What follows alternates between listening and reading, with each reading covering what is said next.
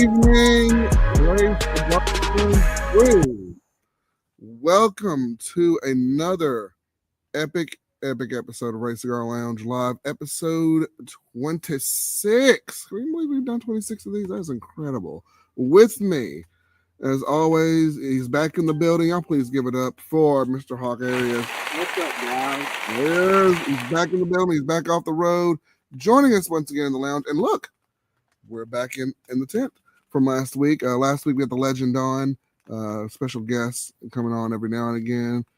Great to see him as always. He actually got to do the show at his house last week, so I appreciate all y'all jumping in. And of course, my name is Ray. Here we are. Here I am. Here we are. So tonight's episode, we are going to do a little R.E.S.P.E.C.T. me. YouTube don't copyright me. Here we are. The Respect cigar here. That is our choice for tonight. I was hoping y'all that we were going to pull out a win. We were so close. We went into overtime. Auburn versus Vandy. We were in overtime. I was so hopeful.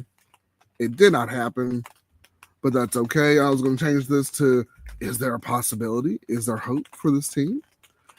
Can we pull off a bowl game? I thought it was going to happen. But it didn't. I told you what they got to do. And Cam Newton out of retirement. Yeah, I posted the video earlier actually on my Facebook. That was just like, yeah, Cam Newton. I think he was on his show. I think Fourth and Long or whatever his podcast is, and he's like, there are 3 things Auburn needs to do, and I just put a short clip there. They got to recruit, they got to hustle, and they got to win. You know, and he was going into it. So, yeah, we going. They played hard, man. They played a good game, but it just wasn't happening. It just was not happening. But also, before we get into the show, we want to do a special thanks to, and y'all probably watched the video before, but I am actually about to cut this cigar with. This is from Founders. Special thanks to Founders Cigars for being the very first cigar company to send anything to Ray Cigar Lounge for us to try. This is one of their cutter called the Big Boy Cutter. And this is their single torch flame lighter that they sent me. Very, very nice lighter. Awesome company, veteran-owned Founder Cigars. And later on in the night, we will have another cigar company that has also been able to send Ray Cigars Lounge something else. So y'all stay tuned for that. We're going to do actually a live unboxing live stream. So that's going to be exciting as we go throughout the show. It is raining right here, so got me a quick nap in before the show. This rain has been beautiful, but it's nice to listen to while you're in the tent. It's kind of nice while you're doing it there. So, but yeah, we're gonna get this light lit up here, and I'm just drinking some water as non-alcoholic beverage on here. So I'm going to cut. This is actually the very first cigar, the R.E.S.P.E.C.T. R.E.S.P.E.C.T. This is the Piloto Cubano, which is popular Cuban-made cigar filler and content here. So we're going to get that lit up here. Still has a sticker on it and everything. So I'm going to go ahead and get that started here. Is this a Cuban-made cigar? It's got Cuban features to it. It says it's one of the most popular Cuban-made fillers. Dominican Republic here, so it's still got some of those features. So it's a blend of various cigar on here. So it comes from different parts of the world. Look at the Piloto Cubano one more time here. So it's okay. So I'm going to look at that right here. But as always, guys, make sure follow, like, comment, and subscribe onto the channel here. So this is called the Piloto Cubano here. Just going to do a quick little review while we're getting through this here. All right, so it has it's Dominican type mixed in with with some Cuban there. Okay, well, this still should be a pretty good one. This is one of the most popular types. The Piloto is one of the most popular types of cigars they have here. So we'll go ahead and get that a little bit of a cut there. Too much. There it is. Draws good. Ooh, it's got a nice raisiny taste to it. Very sweet. Very sweet on there. I like the cold draw coming off the top right there. So that's looking good too. I'm gonna get this thing lit up. I'm excited, y'all. This one's been sitting in the humidor for a good while, so it's been seasoning for it. I would honestly say probably a couple of years. It's got some a little bit of aging on there. Binding is still pretty good. So it's gonna be a pretty nice smoke. I think it's gonna be a good one tonight. So go ahead and get this party started, man.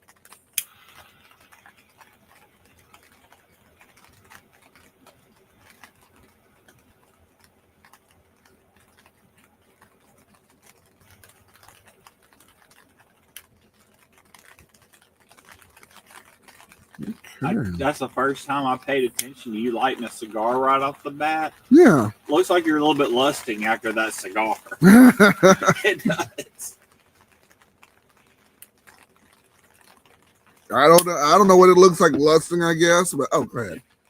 Yeah. Okay, but I like it. I enjoy it. I don't know. Hawkeye says I'm lusting a little too much for her, but I don't know. Things, sometimes if it looks from different perspectives, it's just like, well, but yeah. I don't know. But yeah.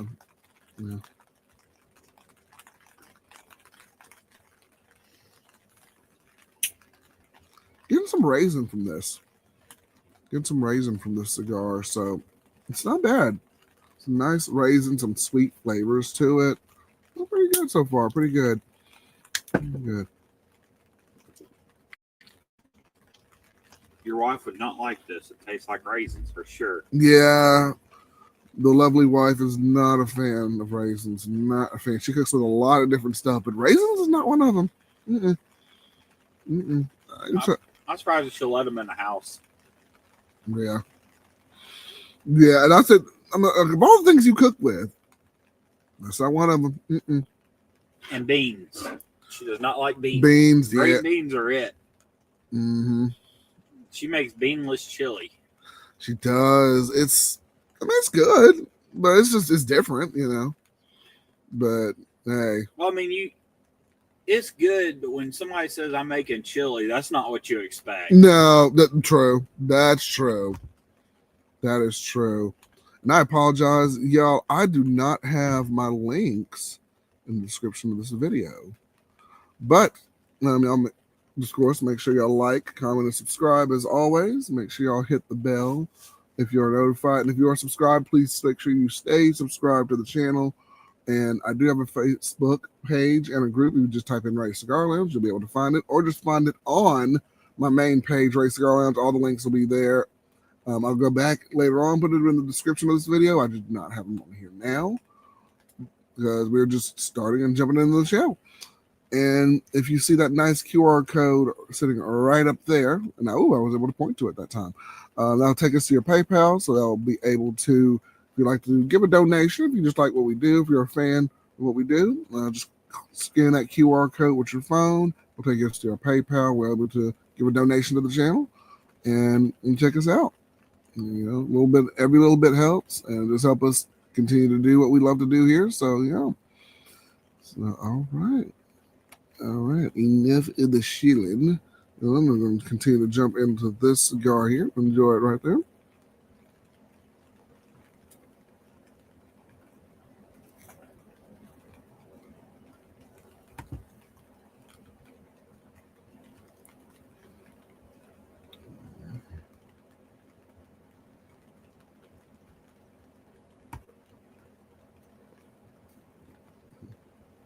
Pretty good. Yeah, it's pretty good. It's pretty good. I don't think it's the worst cigar I've ever smoked, but I will be honest, it's not the best. Not your favorite? Okay. Because also, I couldn't find. As I was looking this one up, I found what Piloto Cubano tobacco is, but I couldn't really find this particular cigar, the Respect cigar. But it says like a very popular tobacco, used off of like certain leaves of tobacco they put it in. But I don't know. There's not a lot of information on this. Well, it's a very popular strain of tobacco that they use. But all right, Hawkeye's is kind of like, not too feeling it too much. No, it's all right. There's not enough. It's very one flavored. Okay. And Hawkeye says it's one flavor. That's all right. Now you are in the first third. Sometimes it changes. Maybe it might change up on us, but okay. I can kind of see that too. It's a little one dimensional. It's got the raisin flavor. Still got a little bit of sweetness on there, like a touch of leather. Touch of leather. All I'm tasting is kind of like a smoky raisin. Smoky raisin. Okay. Gotcha. All right. And folks, this is Alabama, where it can go from a light rain to tornado season. Oh yeah. Flash. Oh yeah. So let's make sure. Oh, it is raining. Woo, it's raining. I hope y'all can still hear me. I'll have to close that window. Woo! Lord. It is some heavy rain tonight. We're coming in. Oh, we're still coming in clear.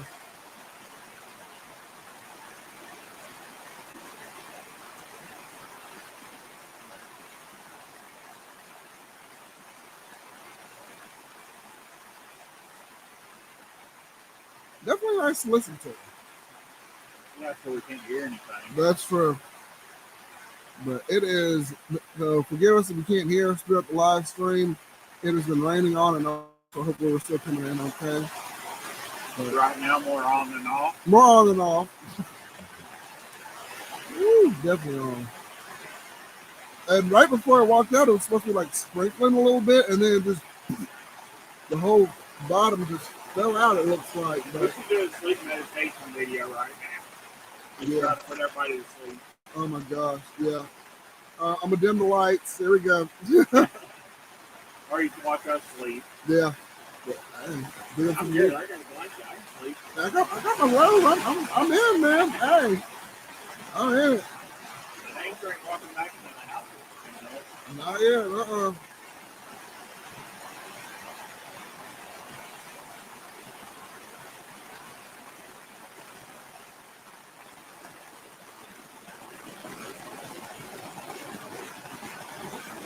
ASMR, anybody? I don't know.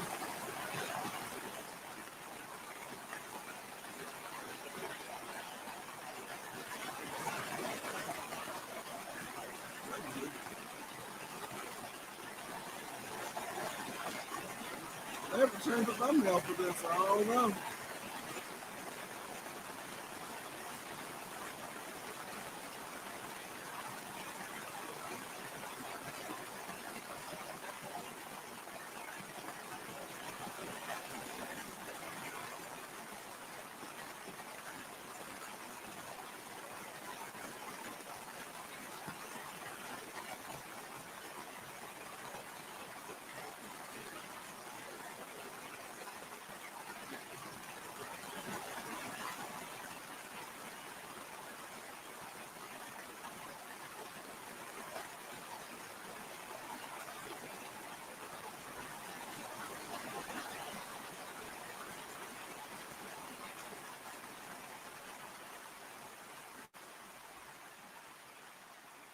All right.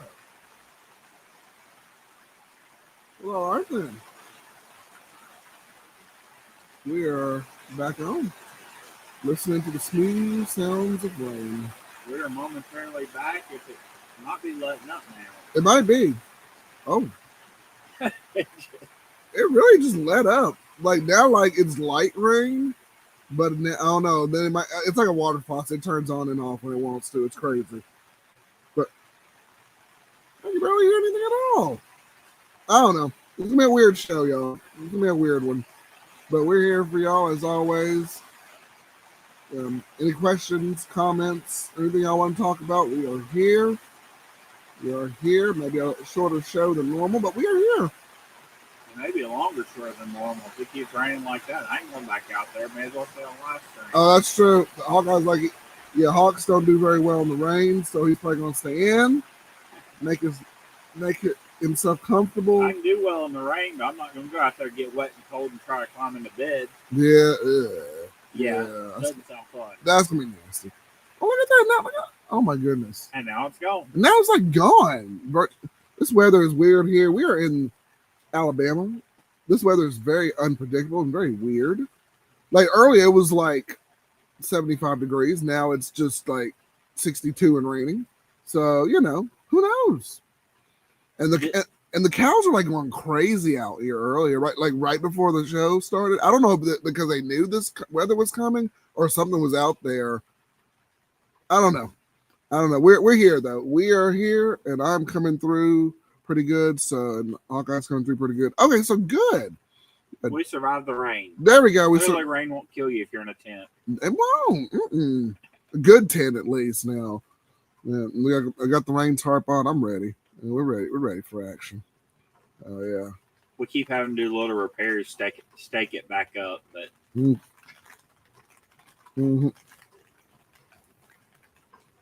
True. Oh, this is right. Okay, it's rolling off the side. Okay. Well, cool. All right. So, all right.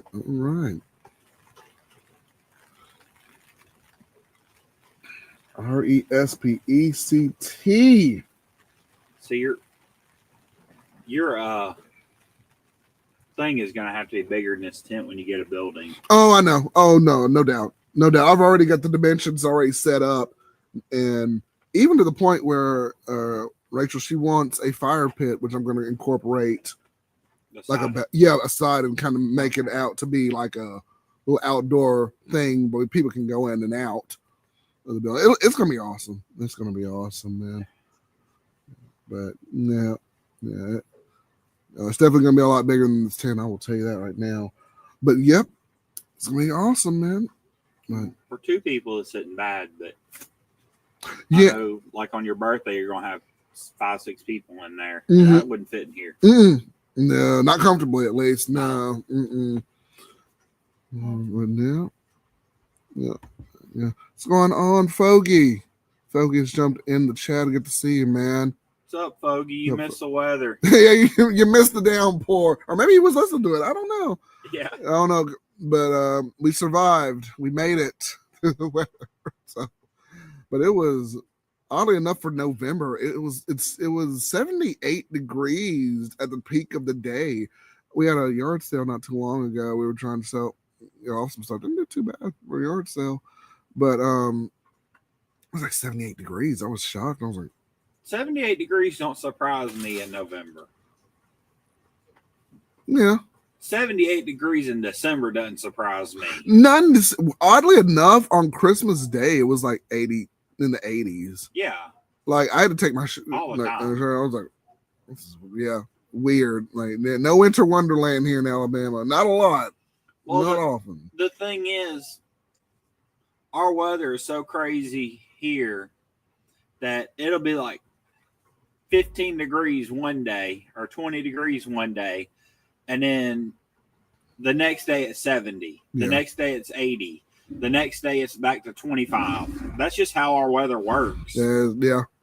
Mother Nature is very unpredictable around here. Very unpredictable. Puggy says, I'm driving my boss and some of his friends around the stretch limit, just killing time waiting for him to come out. Okay. Oh, you're driving a limo, Foggy? I didn't. Okay. Okay. I didn't know you driving. Okay. He said, "What's up, Hawkeye?" What's up, Foggy? Yeah, Hawkeye's back in the building. We have got the setup back here in the tent, so we are hanging out here in the tent. So doing our thing right there. So yep, and the Hawkeye is back off the road here, taking your questions, keeping you entertained, doing things. So yep. What was it? Last week I drove twice to the same place. I drove there Thursday and Friday. Not this past weekend, but the weekend before that. And no, wait, what was it last? Nice. One weekend. I forget shit. I lost track of what I've been doing. Oh no, it's been one of those weeks. It might have been last week, maybe. Well, I was gone last week. No, it wasn't that week. It was the week before. So week I ended up driving back out there like Monday or like Tuesday again. You went back out to. So I went there 3 times to do 2 jobs. I wonder why you didn't all those days though. Yeah. I wonder why you stay there though if you were. Because you'll end up staying there. The first time it ended up their equipment broke down, so we couldn't inspect. They weren't finished what we needed to look at. So I had to go back the next day. They didn't know when they'd get it set back up. It could have been 2 or 3 days later. Okay. And they almost didn't have it ready for me the second day. Gotcha.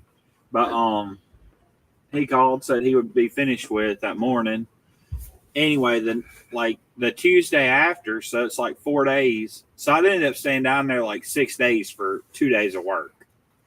When it's 4 hours of driving there.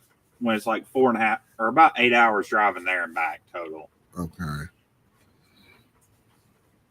So you were just doing a lot of commuting that day. Yeah. Okay, gotcha. Okay, Pokey says he doesn't drive. Is his boss's? Oh, it's a private limo. Okay, asked him to drive. Okay, gotcha. Okay. I'm like, I thought you was like another hustle he picked up. I'm like, Pokey's picking up all these hustles. He's driving. He's doing this. He's doing that. I'm like, okay, nice, man. Nice. Yeah. Nice. Okay. Oh, Shockproof. I haven't seen you in a long time, man. How you doing? What's up, everyone? Hope you're well. Having a great Saturday evening. Yeah. Well, until my Tigers lost in overtime shock. Oh, but I'm doing well. It's good to see you, man. Good to see you. Good to see you, my friend. Yeah, we're doing all right. We're doing all right, man. Just hanging out. Smoking on the Respect cigar, which has the Piloto Cubano cigar makings here. Let me see. I can never get that right on camera right there. But that is the stick. That is the band that we were smoking on. This is from the Dominican Republic, but with some different Cuban features of the cigar. Right now, this is kind of getting a very strong sense of raisin in it. I'm getting some very small hints of leather. Hawkeye says it's primarily raisin. I don't know. It just kind of faded out into just a smoky flavor. Okay. Smoky to me. A little smokiness. Yeah. On here right there. I don't know. This one was sitting at the very bottom of the humidor. I was like, all right, respect. I mean, there's something to go with the show. Respect, baby. But so we kind of did that. But yeah. I know Auburn needs some respect. They really do. They really do. Here is Auburn's goal. They hype up they do the same thing that like Chicago Bears do every year. Oh, we did so much in the off season. We did all this and that. Come out, blow out their first game, do something good their first game or two, and then just fall to pieces. Mm-hmm. That's the same thing Chicago does. Look at how they play. Every year they do the same damn thing. Yeah. Yeah. And for us, for you, like, our recruiting is awesome. Okay, great, but can we utilize those recruiters before they jump back into the transfer portal? And I don't know. It's just a whole thing. But yeah, and Shock, who are your Tigers? Yeah, it's been rough for Tigers this season. Mine are having a rough year too. Who you got, Shock, for your Tigers, man? But I don't know. Yeah, but it has been rough for Tigers. I know. Yeah, Clemson probably not doing too hard. I don't know. Kentucky, Lord, with that, yeah, it's been a whole thing. But yeah, but and Fogey, not yet. I got him sitting in my humidor, and chilling. I just put together my humidor. Actually, special thanks to the Cigar Brother for this humidor as well. So I have not tried them yet. There are a ton of stuff that I have to try. I will need to get to. Yours on the top of the list, Fogey, to get to your cigars and try them out. And then I've got the Founders Cigars, special thanks to them, and one more cigar company that I'm going to introduce probably in the middle of the show. that have also sent me something as well. So I have a ton of stuff to go through, which I have not been able to do as yet. So I am going to get to them. I promise. Clemson. Okay, I'm a Clemson grad. Okay, we were preseason top 6. Now we're not even ranked to the bowl game. Yeah, y'all were doing pretty good a couple of years ago. Clemson was, but yeah, That Clemson head coach, I don't think he's a good coach. The only thing he had going for him when he did so well, the only time I've seen him really excel is when they had Trevor Lawrence as quarterback. I think getting him was a gift to them. I mean, all 4 years he was quarterback? He was quarterback all 4 years, every year. And he was a Heisman contender. He was getting them into championship games. Yeah. They competed with Alabama like 4 years in a row for national championships. It was Clemson and Alabama, Clemson, Alabama, Clemson, Alabama. Yeah, y'all were going back and forth. Yeah. With that. Because that now, I don't know, it just seems everybody's just slipping, dropping off. The only thing they had, what they did was they recruited a quarterback that could just drop a ball on a dime. I mean, he was really good in college. I don't know why he's not as hot in NFL, but he's really good in college.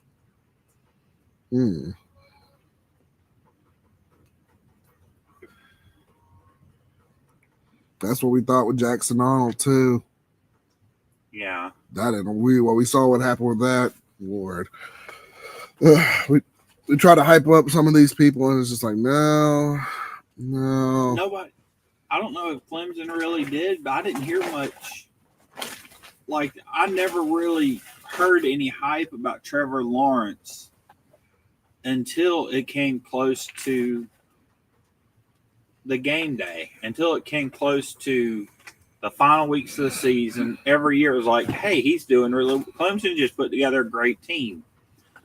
But as soon as he left, they didn't really talk about him. They just talked about how great the team was. Like Alabama. They never talked. Alabama so rarely talked about, we got a great quarterback. We got this. We got a great quarterback. But Clemson did the same thing. It's like the whole team's excellent. But it was just that quarterback. Oh, with Alabama, though, it's almost expected that mostly y'all have pretty good quarterbacks. And then I guess in the conversation overall, it's like, well, I don't know. We out here struggling in the streets trying to find a quarterback and a team to put together. Well, I don't know. Nick Saban, I hate to talk about him again, but his first 2 years that he had big seasons, 3 years maybe, it was all about the running backs. You had all these running backs back to back, and you had like Derrick Henry.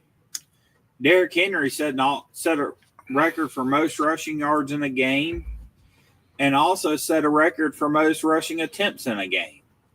And even then broke the I think also in one game he broke the average yards per play. I mean, but the thing is, he was basically a lineman that could run, so nobody could tackle him. Man. I mean, look at him in NFL. His arms are that big. I mean, he is just a huge. There you go. Big guy. Yeah. Big guy.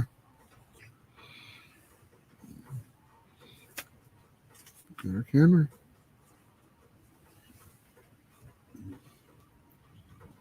But then he started recruiting quarterbacks and running backs. So it just. Yeah. Very interesting.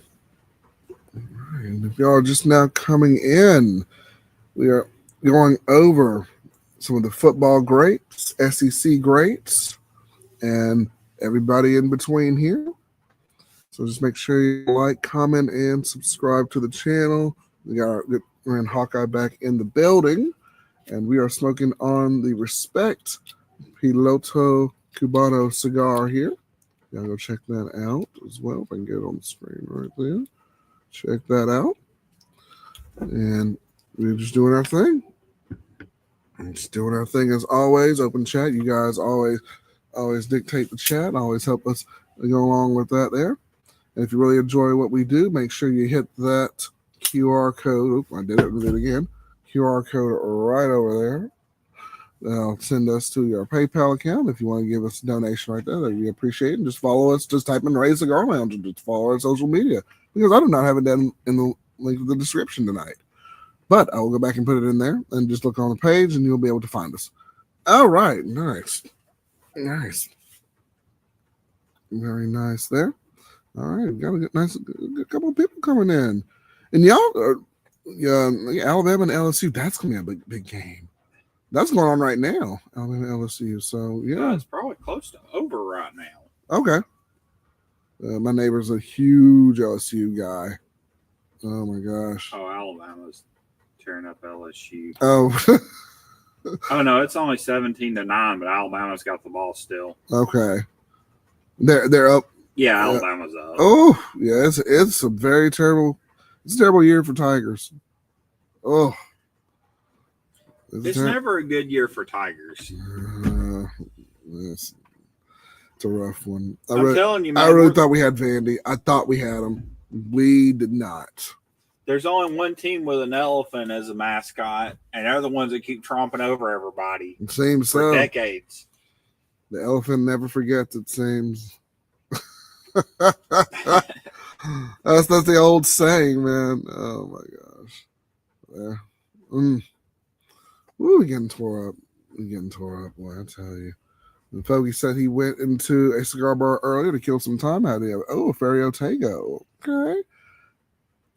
Elegancia, such a good cigar, sipping on some coffee. Nice. Very nice.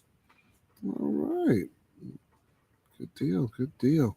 The only thing we did today, we had a yard sale.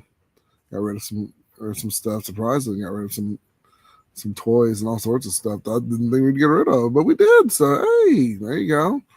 You know, a little couple dollars on the side there. Having a little fun with the yard sale. Meet the neighbors. I can't believe your kids allowed you to sell those toys. They didn't know. My son walked out there halfway through it. It was just me and him there. He was in the house. I was just out there doing the yard sale. And he walked out. He's like, "Dad, what are you doing?" And I'm like, "I'm just, hey, we're making a little money." And the sad thing was, like, "Dad, is this because we all ran out of money?" And I said, "Oh, Ruben." I said, "Son, no." It was so funny. I said, "Man, if we're doing this just to try to survive, we in trouble, buddy." I said, "We haven't completely run out of money. No. I mean, we ain't." But a little extra money never hurts. Yeah, I think so. Make a little fun money on the side. I mean, we ain't, Elon Musk out here or anything. But I mean, those next Auburn tickets. There you go. You gotta get those Auburn tickets in. Hopefully, they're probably gonna be lowerly discounted. I don't know, but we'll see. Oh yeah, he got a laugh out of that. You said this week's it's a bye week. Yeah, it's a bye week, and then they play Mercer, and then it's Iron Bowl after that. So, don't it suck, y'all? The bye weeks right before Mercer. Yeah, it's like the one team we don't have to prepare for. Yeah, really is. I don't know. I guess most teams they get 2 bye weeks in the season. They all do. Oh, just 2. Okay. Or they used to. I don't know if they do now or not. I thought they only got 1, but now I guess it's 2. I don't know. Yeah, it's 2, I think. Okay. Auburn got 2, didn't they? Yeah, we got this is our second one. Yeah, then coming up. Yeah. And also, if I don't know if I said, but special thanks to Cigar Brother for that the humidor he sent. If y'all want to watch that video unbox, I've got it on my channel as well. Yeah. And I know the video was a little bit different than what I usually do, but my son wanted to. He's like, "Dad, I want to shoot the video. Everybody wants to see the humidor." It was a big box that came in. I want to see the humidor. I want to tape it. And I was like, "All right, go ahead." So that's what the video was. I left it up to him. He even got to name the title on it, and we had fun with it. So, but it's working really well. Put some sticks in there, and they've been kind of chilling out for a little bit throughout the evening. So special thanks to him for that. And yeah, special thanks to. But we're on the move, man. We're making moves. Here's a question for you guys. And I know it's hit the internet a few times, but I'd wondered it before then. If poison goes past its expiration date, does it get more poisonous or less poisonous? I say less. I think Hawkeye's asked me this before. I say less. I don't think the potency is there as much for that poison to ingest, especially if left out in certain conditions. I would say, depending on the type of poison. Would you be willing to test it to find out? I would not, because I think it's still, even with the less potency, it'd still be strong enough to make me sick or knock me out or kill me. So I want to say no on that. We wouldn't kill you. Your life insurance isn't matured yet. Gosh. And Angel's like, finally. No. But, however, it is enough about the house, I guess. Yeah. So, yeah. That's. I'll leave y'all with something. I don't know. That my cigar collection is like, bro, who's get that one?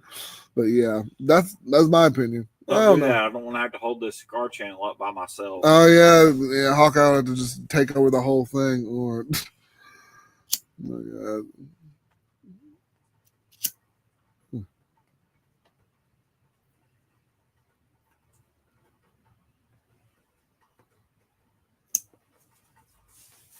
Okay, guys, I want y'all to look at this. Look at how much I smoked compared to him. He lit his before me. I did. Oh, hold it up a little further. There it is. Yeah.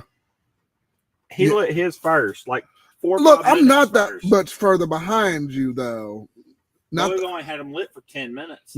Still, I'm chilling. That's what I do. Okay. I savor the flavor, the elegance of the cigar.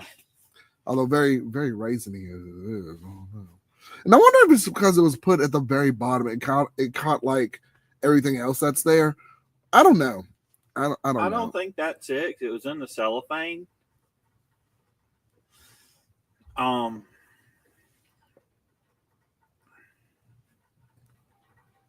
See, Fogey knows I'm doing more talking. See, but yes, because I would be puffing like every 30 seconds if it was just me. I'm just talking. But yeah.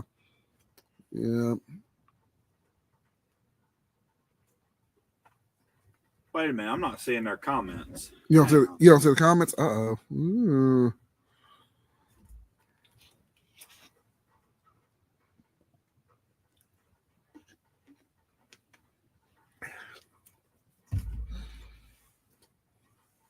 All right, Hawkeye's having some technical difficulties over there. My phone's on cocaine. Sorry, guys. Okay, or his phone, something like that. But yeah, man, it's good to be back. Good to be back. Back in the studio, if you want to call the tent a studio. But here we are. There we go. Now I'm seeing text. Okay.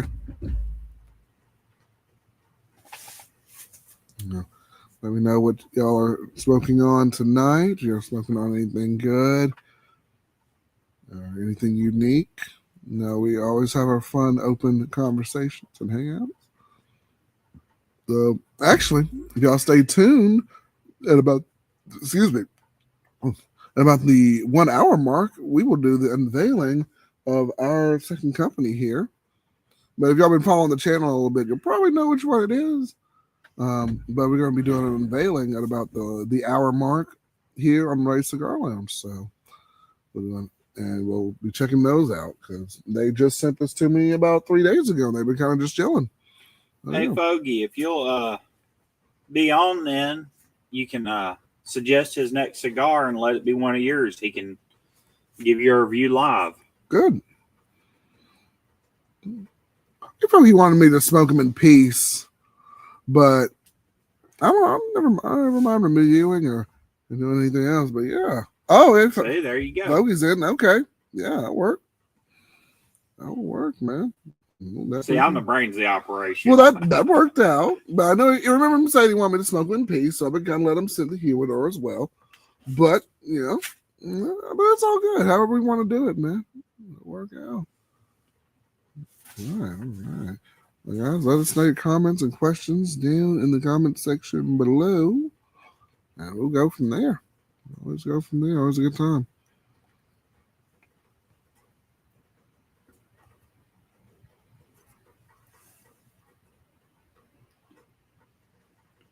All right.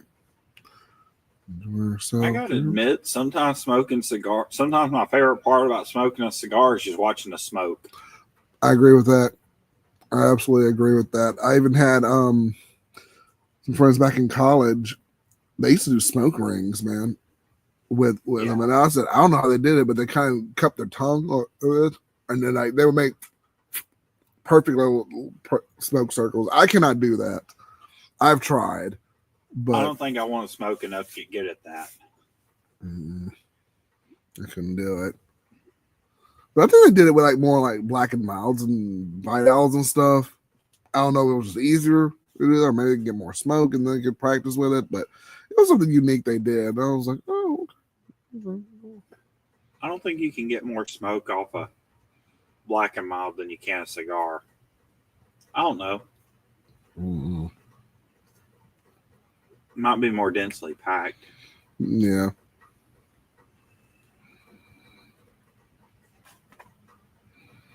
Mm-hmm.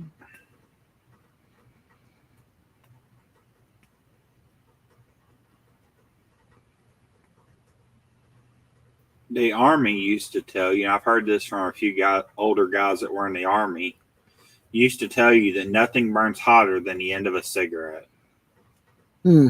Because back when, people in the 70s and 80s, or maybe late 60s and the 80s would have heard this, but they would very much frown on people smoking in the military. Especially Army and Marines and stuff, because when you would go to Vietnam and you lit a cigarette, well, that cigarette, they can see it for a mile in those woods. So they know right where they ain't, and they know that cigarette's right there where your mouth is. So they know that's perfect shot. I don't know. I would be smoking right in the middle of combat. I know people did, but just walking through the. You spend a lot of time just walking through the woods looking for the enemy or going from one place to the next. And those people grew up in those jungles. They'll go out in it at night, so you're trying to avoid them. Okay, Fogey's backing up your point. You held the cigarette in the palm of your hand and you covered it up so they could not see it. Yeah. So. But yeah, even still, I don't know. I wouldn't do if in combat. I don't, or doing that. I would. Well, you're thinking it's something that you're so used to doing that you do it every day. I mean, all the time anyway. True. Probably could think maybe something. It's a cigarette, something really quick they can do, put it away, and discard. Well, discard, of course, discard faster than this, but yeah. There are ways I'd get around it, like he's saying, but they still kind of didn't want you doing it. Yeah. And you'd leave a lot of time like, oh, someone, especially if it was freshly lit, somebody's out here, someone's, The thing is, you're not only putting yourself at danger, which is already bad enough, but you're putting the whole platoon at danger because they now know there's got to be a bunch of people right there. Yeah. And Fogey made another good point. Soldiers couldn't live without, I bet back then, Nobody could back then. Everybody was smoking or something with tobacco. Oh, it was huge, yeah. Yeah, like big sponsorships, yeah. You got to think they just quit. They just quit doing advertisements in the 60s or 70s. I mean, the Flintstones was made in the 60s. Yeah, and the Flintstones have cigarette advertisements. Yes, they do. I remember Fred Flintstone with his cigarette and everything. Yeah, it was weird to look at now, but back then that was a norm. And then they had the panels, like game show panels, would have like the little things advertising. It was like Marlboro or something, like right on the front of their on the front of their panels or something, like big tobacco, advertisers. The school that we went to school in is the same one that my mom and grandmother went to school in. And the courtyards, I don't know if you've been in the school, but the courtyards in the middle were actually put there for smoke breaks for students. Oh wow. Yeah. Students would go out there in high school and have smoke breaks.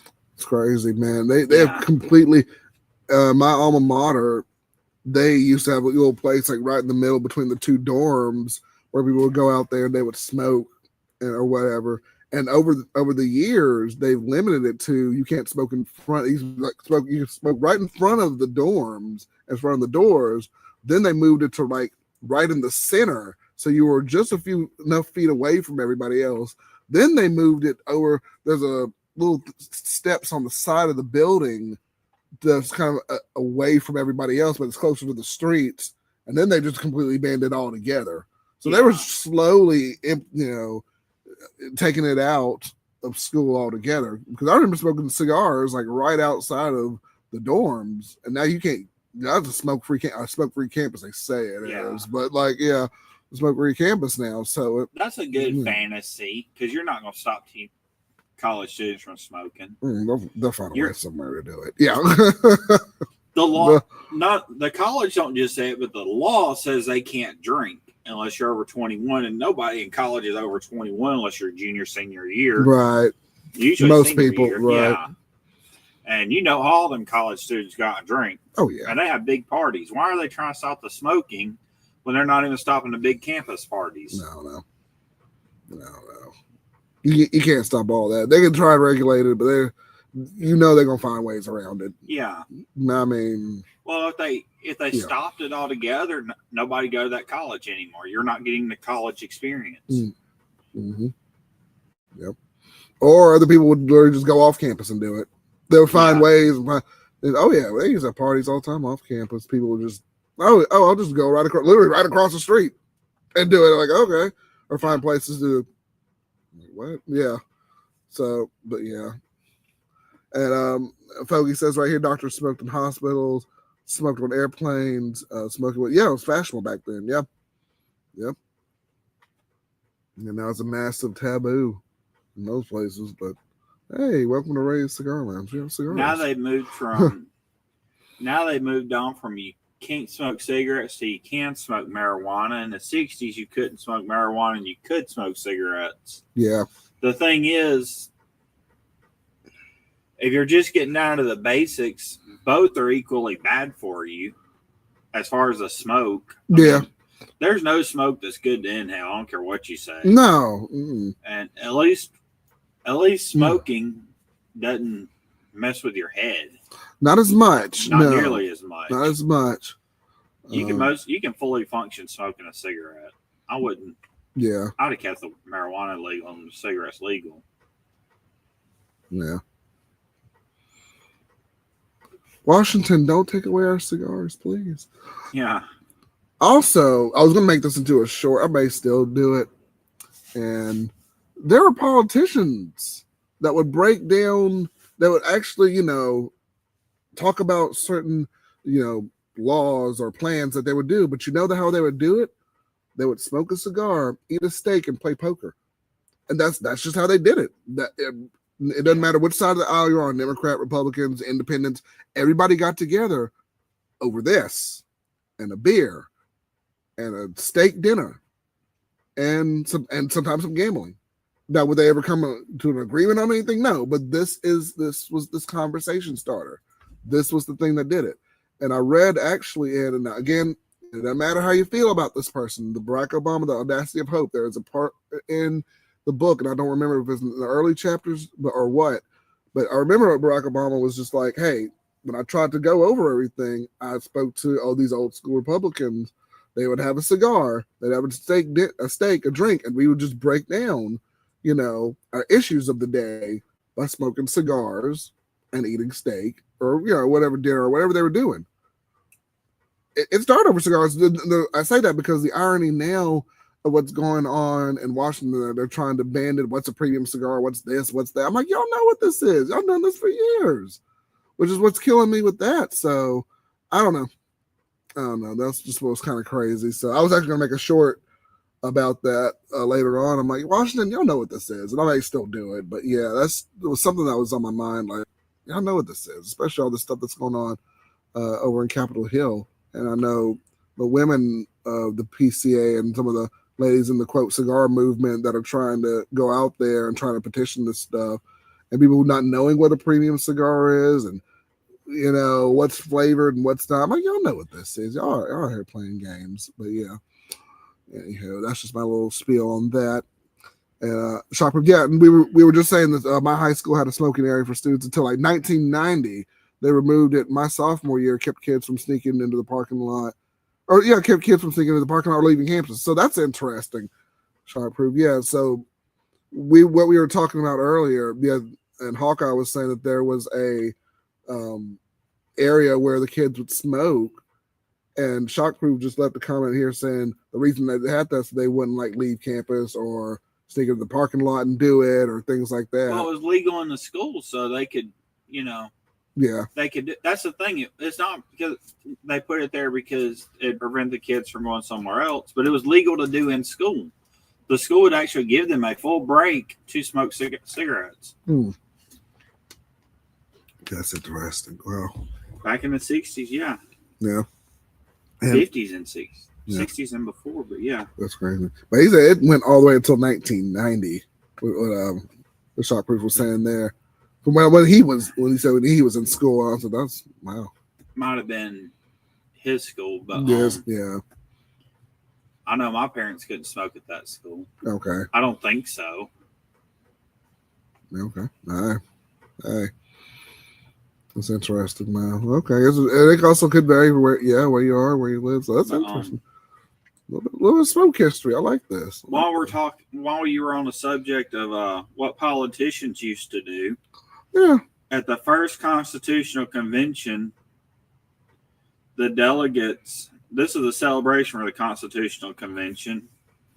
They had 113 bottles of alcohol and 7 bowls of punch were consumed, including 54 bottles of Madeira, 60 bottles of claret, 22 bottles of porter, 12 bottles of beer, 8 bottles each of whiskey and hard cider. This was a single event that lasted for 2 days. There were only 55 members there, 55 people there, plus a few staff. All that for 2 days? Damn. And only 55 people. Yeah. How big were these bottles now? Just probably full size bottles. Full size whiskey bottles. Oh gosh, wow. Yeah, that stuff was potent and strong back then. Shoot. Yeah. Woo. You think people can drink now? Imagine.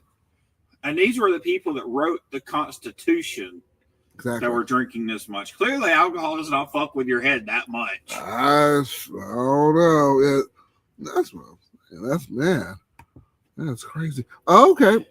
Fogey says he's got to drive these guys home. Great to see he was. Yeah, good to see you as always, Fogey. All right, man. We will talk again soon, my friend. You stay safe and have a good night. Have a good night, man. But yeah, it all goes back to those days. Want to set the record straight real quick.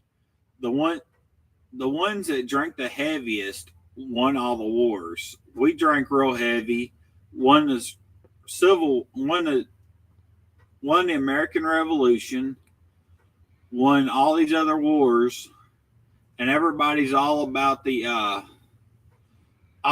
smoking marijuana, saying that's better for you. That's all the Indians did, and they got their ass kicked out of the country pretty much. Yeah, that was. So clearly, alcohol was better for you than marijuana. It wasn't helping them much. Well, in that instance, oh yeah.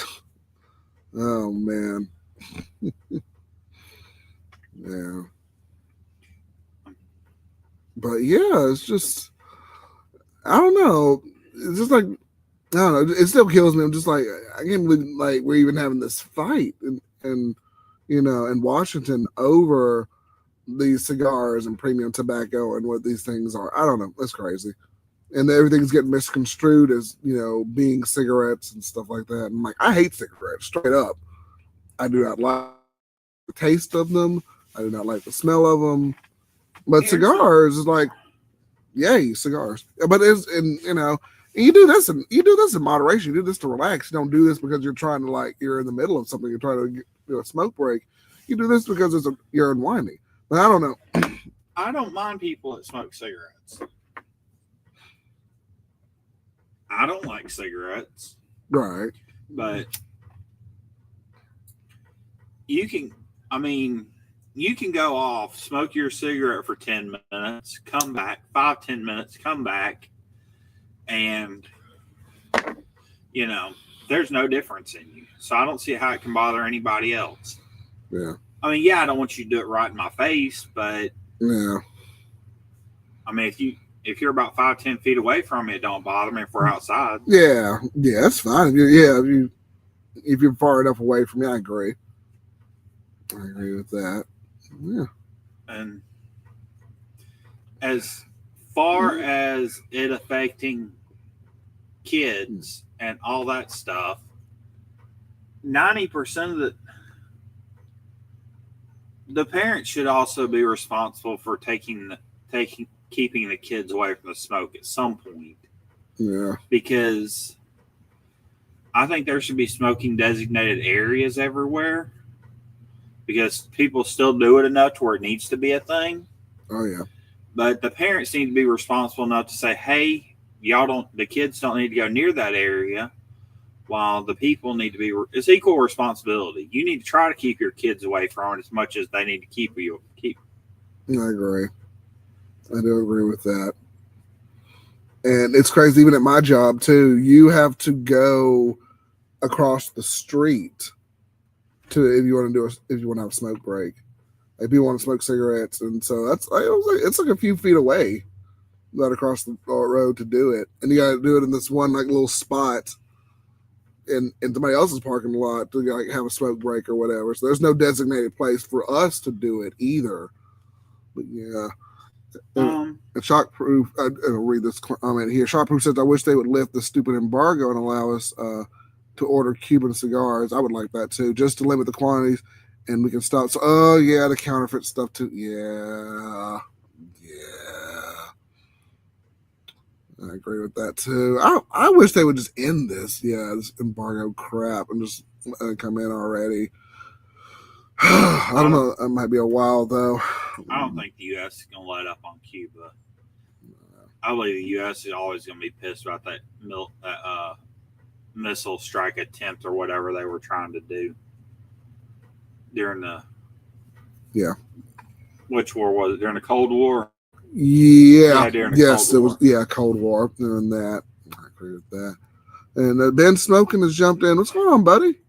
Good to see you, my friend. Good to see you. Yeah, I think we just missed Fogey. He just left. I think he had to go drive his people somewhere. But yeah. And he'll be back probably. He might. Yeah, knowing Fogey, he'll jump out on and off. But and I agree with Ben also. Yeah, God, vaping. Oh my gosh. Yeah, you're right. I can't stand vaping either. Like the legend, and I love him, and I know if he's watching this, he loves the vape. That's his jam. He'll come in. He's like, "Yo, they give this limit, whatever the stuff is, vape." I'm like, "It's not my thing." Vaping, and I would do like some hookahs back in the day too, like flavored, the shisha and all that. It was like that wasn't for me either, but I like cigars. Just something nice about the back on the draw of it. But anything like hookahs, shisha, vapes, that's not my thing for real. Yeah, no kids are buying cigars other than gas station smokes to use blunt wraps at most. Yeah. Yep. I don't like to inhale smoke. So anything with inhaling smoke, which I don't inhale, at least I try. I don't inhale very much cigar smoke. If I do, 90% of it just goes into my mouth. I just pull enough to get it into my mouth and out. Yeah. And that's what it's like tasting wine. If you're going to do a wine tasting, you don't consume it. You swish it, spit it out, and you go on to the next thing. So that's. I would be consuming the crap out of it. The wine. Well, the intention is for you to just try it a little bit instead of consuming it. But yeah.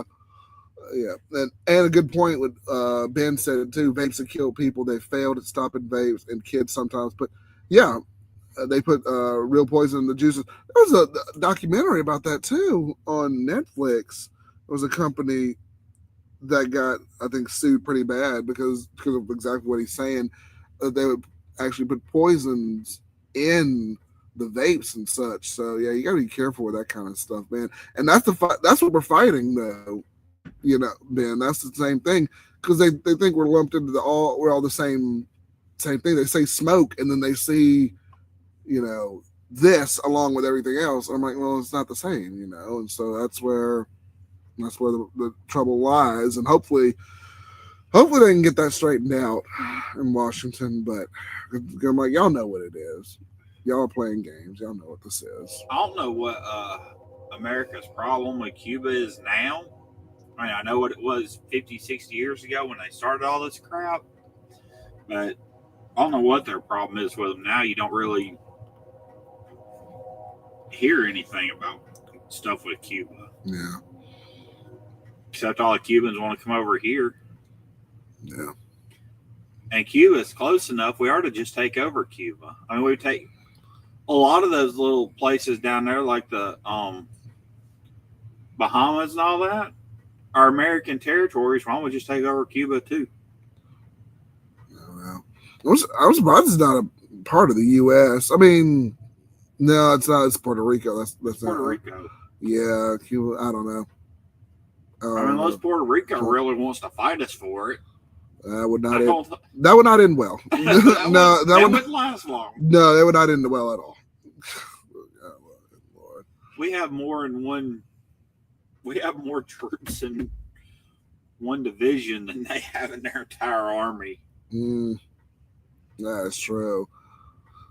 So, and Sharpproof says the embargo was relaxed a few years ago, but they reinstated it when the new administration came in. You were allowed to get certain amounts. Yeah, so that makes sense. Sharpproof said because the legend, again, he's not here, but he would sometimes get the Monte Cristo Cubans that would come in. He's like, "Yo, I got a few of these." And I'm like, "You can't get these. These aren't legal right now." I got them in here, and they're good, man. It was legit Monte Cristo Cubans that came in. I'm like, "Okay, that's dope." So yeah, and I agree, Sharpproof. Yeah, vaping is dangerous. Way too many chemicals added. Yeah, parents do need to be held accountable for that kind of stuff. And you know what's funny too? I'll tell a quick little funny story. I was in Walmart one time. I worked at one of my previous jobs I used to work, and I was just going to get some groceries or whatever. And in one of the aisles, I don't remember which aisle it was, but there were like a group of kids that were like huddled together, and they were smoking a vape. And I was just, I'm a little buggy, and I'm walking there, and I'm walking, and I turn around, and I was like in a formal little shirt, like a nice little dress shirt. And I turn around and I look at them, and they all just kind of scattered. They all looked at me like, and they just ran. It was like the funniest thing. And I'm like, oh man, I know I'm getting old. The kids are doing that. They're just all scattered. I was like, oh my gosh, it was funny. They're like, oh, he's gonna tell us all. Yeah, I was like, oh, this is old guy. He's gonna look at us like, no. It was funny.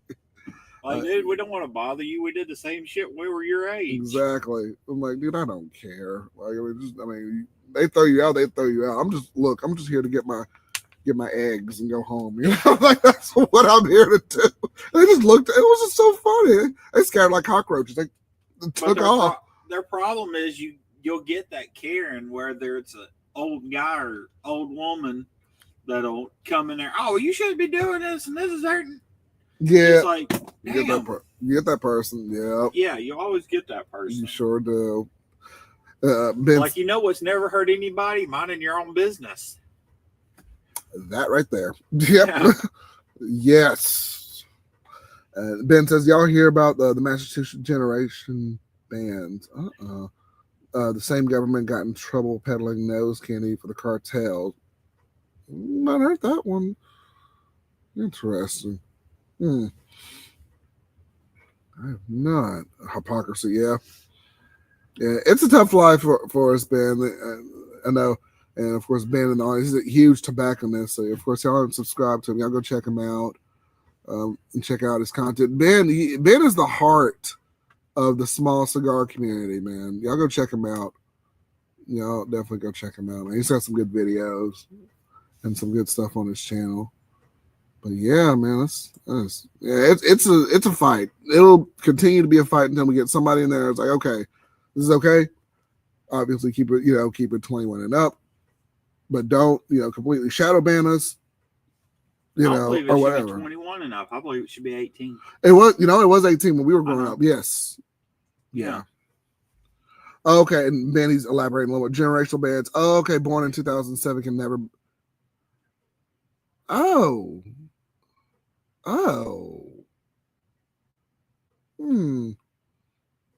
Interesting. So Massachusetts, you can't buy that at all if you're born. Oh, boy, if you're born in 2007, you can't.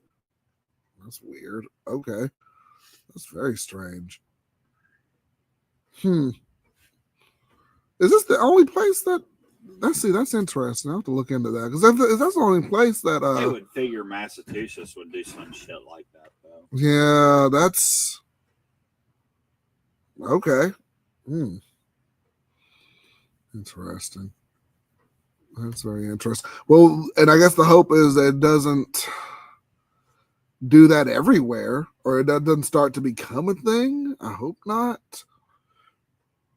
I don't know. Well, for us, it would never affect us. No, it wouldn't affect us, but you have a newer generation. I don't know. We come into it, but I don't know. Well, we don't know what's going to be the big thing when the way everything's going right now and moving so fast. Like all this tech and all the stuff coming out now, it's coming out faster than ever. They're all trying to get the next big thing out all the time. That's true. So we don't really know what's going to be out. True. Oh Lord, not the UK, Ben. Trying to pass that country. No, that's a shame. Especially how many cigar shops in the UK and like how much their economy is like that. That's crazy. That is nuts. The UK's. Oh gosh. I would have to say the UK is as bad as China to live in now. There may be some people that disagree with that, but it's as bad as China. Oh yeah. Man. I love going on over there, but that was years ago. I was 21 and I'm old. But yeah, that was over a decade ago. But yeah. It was, decade. Okay, more a decade and a half. But yeah, but it was beautiful. Like there were cigar shops and all sorts of places, like everywhere, like almost everywhere you went. Man, even the dude who was like showing us around, he's like, "Hey, you got a smoker on you? You have anything with you?" I was like, "No," but that's nuts. They're trying to do that countrywide. That's insane, man. But I don't know. Why is there such a war on people just being people? And the people that are fighting against it are the people that are saying you just need to let us be people. Does that make sense? Kind of, yeah. Everybody, so many people are fighting for censorship, fighting for their right to be, like for their right to not be around smoke, and for their right to, be what they want to be. Yet you're not letting the other side. Hey, we should have the right to smoke because if we're doing it away from you, why should you give a shit? Right.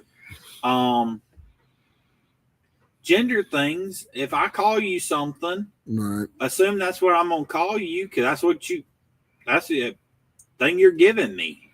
Like I call you a guy, and you're a guy to me, whether you like it or not. You're a guy to me. You're a girl to me. Whatever. It shouldn't be you forcing me to call you what you want me to call you. So, like, if someone says that I am a collective or I am they, like my youngest sister wants us to call her they them, and she'll get upset. Yeah, like real upset. I flat out told her I'm not doing that. Right. Like she got mad enough with me to tell me not to talk to her again.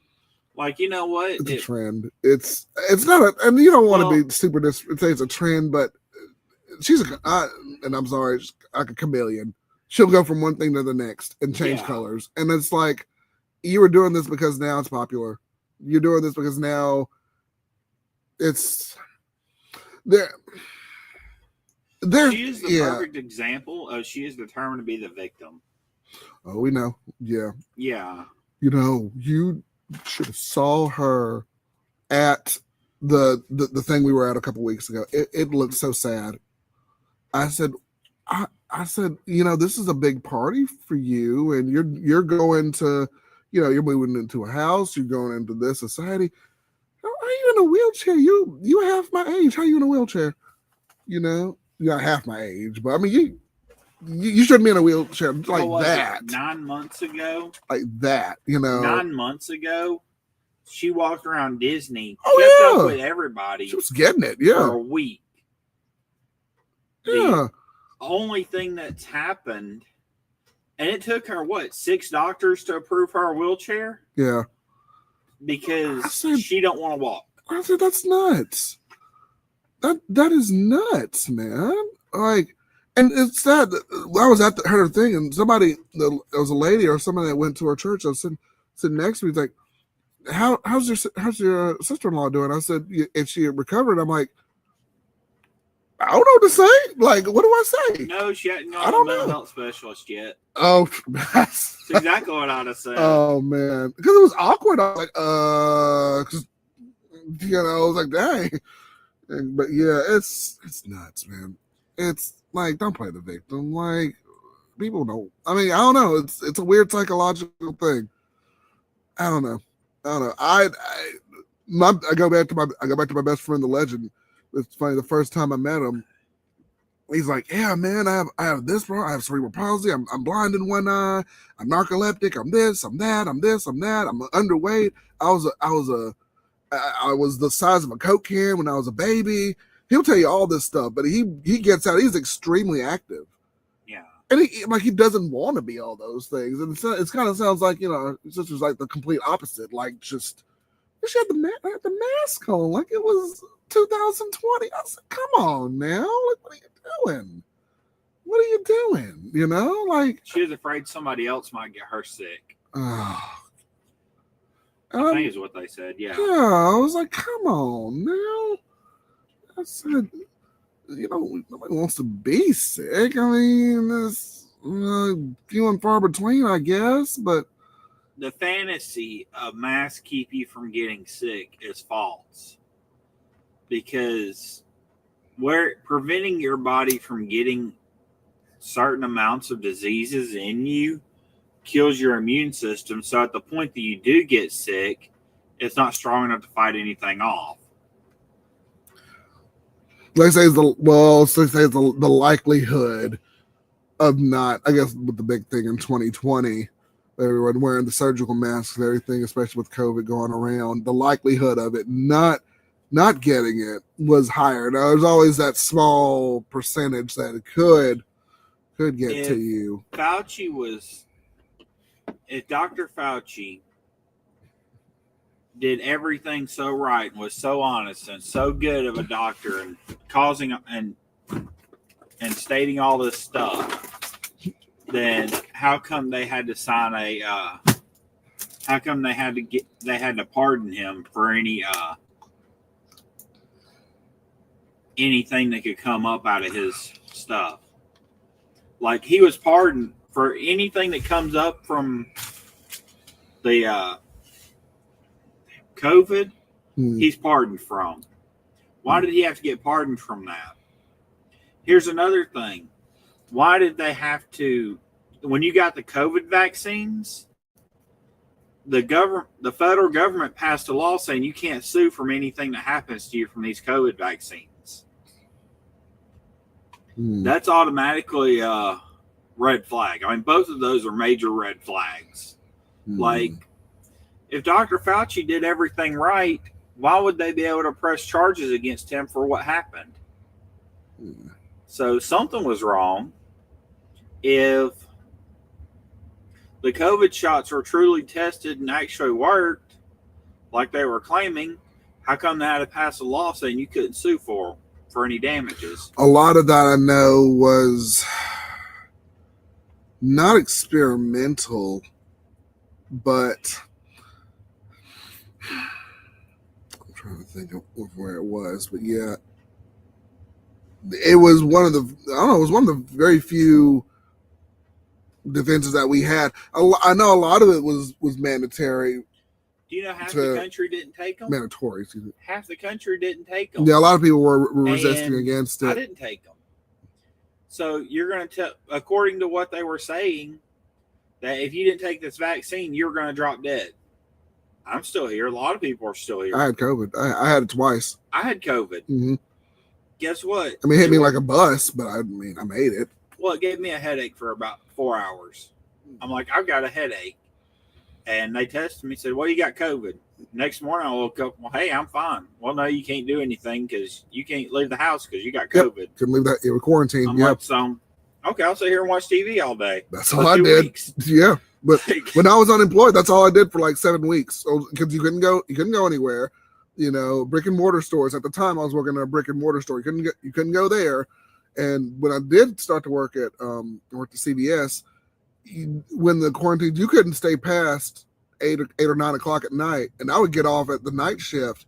And my manager, he had to hand me a piece of paper saying, "Hey, if you get pulled over by the cops, you have to show them that you're a worker coming out at." Because I think my shift would end like 9 or 9:30. You have to show them that, hey, I'm a worker working through the COVID, situation or whatever. I don't even know where that paper is, but yeah, he handed it to me and like the other person who was working there, and I was like, "Oh, that's interesting." Like, yeah. And then they're going to call everybody to find out. Yeah, it was a crazy time, man. I mean, they paid us for just sitting there. I said, "You pay me for sitting there, okay? But not. I'm playing video game. Need to stay quarantined. That's fine, But yeah, and Ben Smokey says the masks were for surgeons from spitting in the patient, right? Yeah. Right, to protect the medical staff, they need a whole face mask with air circulation. The crazy agendas, yeah, scary how people easily fall for it. Yep. And it was crazy. What was even crazier too is my son. We went to the Civil Rights Museum up here in Birmingham. You could not go in without them having a mask. And my poor son, he has like the full mask on, and he's not even wearing it right because it was too big for his face. So we couldn't even walk in. I had to pay like $1 for a surgical mask before he could even go through and tour the museum. And that poor child, he couldn't even put it all in his face all the way over. So I'm like, so you're not even having the usefulness or the effectiveness of the mask. Like what? So because I don't know. It was a crazy time. Like they did a lot of that because they were making money off masks. Yeah. But like you used to walk around Walmart, most of the employees were going around like, "Hey, you need a mask on. Do you need to get a mask from us?" I remember that. I'm like, shit, if you were doing your damn job, I'd have been in and out of here 20 minutes ago because I'd have been able to find the shit I needed. I wouldn't have had to go to ask 20 people to go to the back and get it. And y'all bitch about that. Yeah. But y'all are willing to go around here asking for masks? No. Yeah. That's bullshit. Yeah, it was, man, I don't know. And none of the vaccines makers had mandated boosters on their staff yet. Yeah. It was a crazy time, y'all. Yeah. It was, oh man, that was nuts. And I'm sorry, Shockproof. I saw your previous comment. People fight for their freedom, but don't want others to have freedoms. I was taught my rights end where your rights begin. Yeah, you do you, and I'll do me as long as I'm not endangered you in any way. Exactly. That's always been a stance I've taken too. Well, I'm like, look, you want to go over here? There's a reason. There's a separation of this, and there's a separation of that. So you go over there, and you do what you got to do, and you go over there. So, right. I agree. I understand that, Shockproof. There's some people that did die from it, or supposedly died from it. I mean, yeah. The thing I have with it is the number of people that died was probably the same number that was going to die anyway from it, because so many people didn't follow the protocols and all that. And they basically shut the whole government down, destroyed people's lives to prevent something that wasn't even slowing down because of it, from the result of them doing that. And it's true. And then even better, they didn't learn that, hey, this isn't helping. They just doubled down on that. And Shockproof's defense too, the unknown was the worst part. So I'll tell y'all a story too. I used to work at a mattress store years ago. It was a brick and mortar store, and apparently we were the first people in the state of Alabama. The first couple of cases came from the area that I was working in. And when I first got it, I'm not even telling you, people thought I was going to die. They really thought I was like going to keel over and die. Because when I got it, it felt like a truck had hit me. Because I woke up and my body, when I tell you, I could not move. It was like completely stiff. And I had family members calling me like, "You okay, man? You gonna make it?" And I'm like, "Yeah." And you know, there were some side effects and symptoms. Like I couldn't fully eat. You know, it was hard to move around. But over time, it affects people differently. Like there's that unknown that part. with the flu? It was. I mean, every symptom you just described pretty much says, "Hey, I got the flu." It was like a massive flu, but it was a little harder, I feel, than the flu. But it was kind of like in the sense of it felt a little in bit the same ballpark. Yeah, it felt like a little bit harder than the flu was, just a little bit. Because when I tell you, like, it felt like every muscle in my body was just like I could not move. But like over time, you know, you do get over it, and you know, you do recover from it. Like for my, you know, if it hit my parents, it would hit them a lot worse. Or it depends on the strand and the strain, and then who it affects. My grandfather's 80 caught it twice. Like I said, it affects everybody differently, and I don't know. It's just, yeah. A number of people I know passed away. Yeah. I grew up, and it's hard. Yeah, I mean, it's hard, but yeah, it's hard to say something like that. Say something like that is as massive as it was, because there was so much caught up. There's so much in our media, the way media gets around all kinds of ways. And now we're finding out there were censored. A lot of programs were censoring what people were saying about COVID unless they conformed with the program and said COVID was awful and stay inside and all that. We're finding out a lot of people were censored from that when they didn't say that.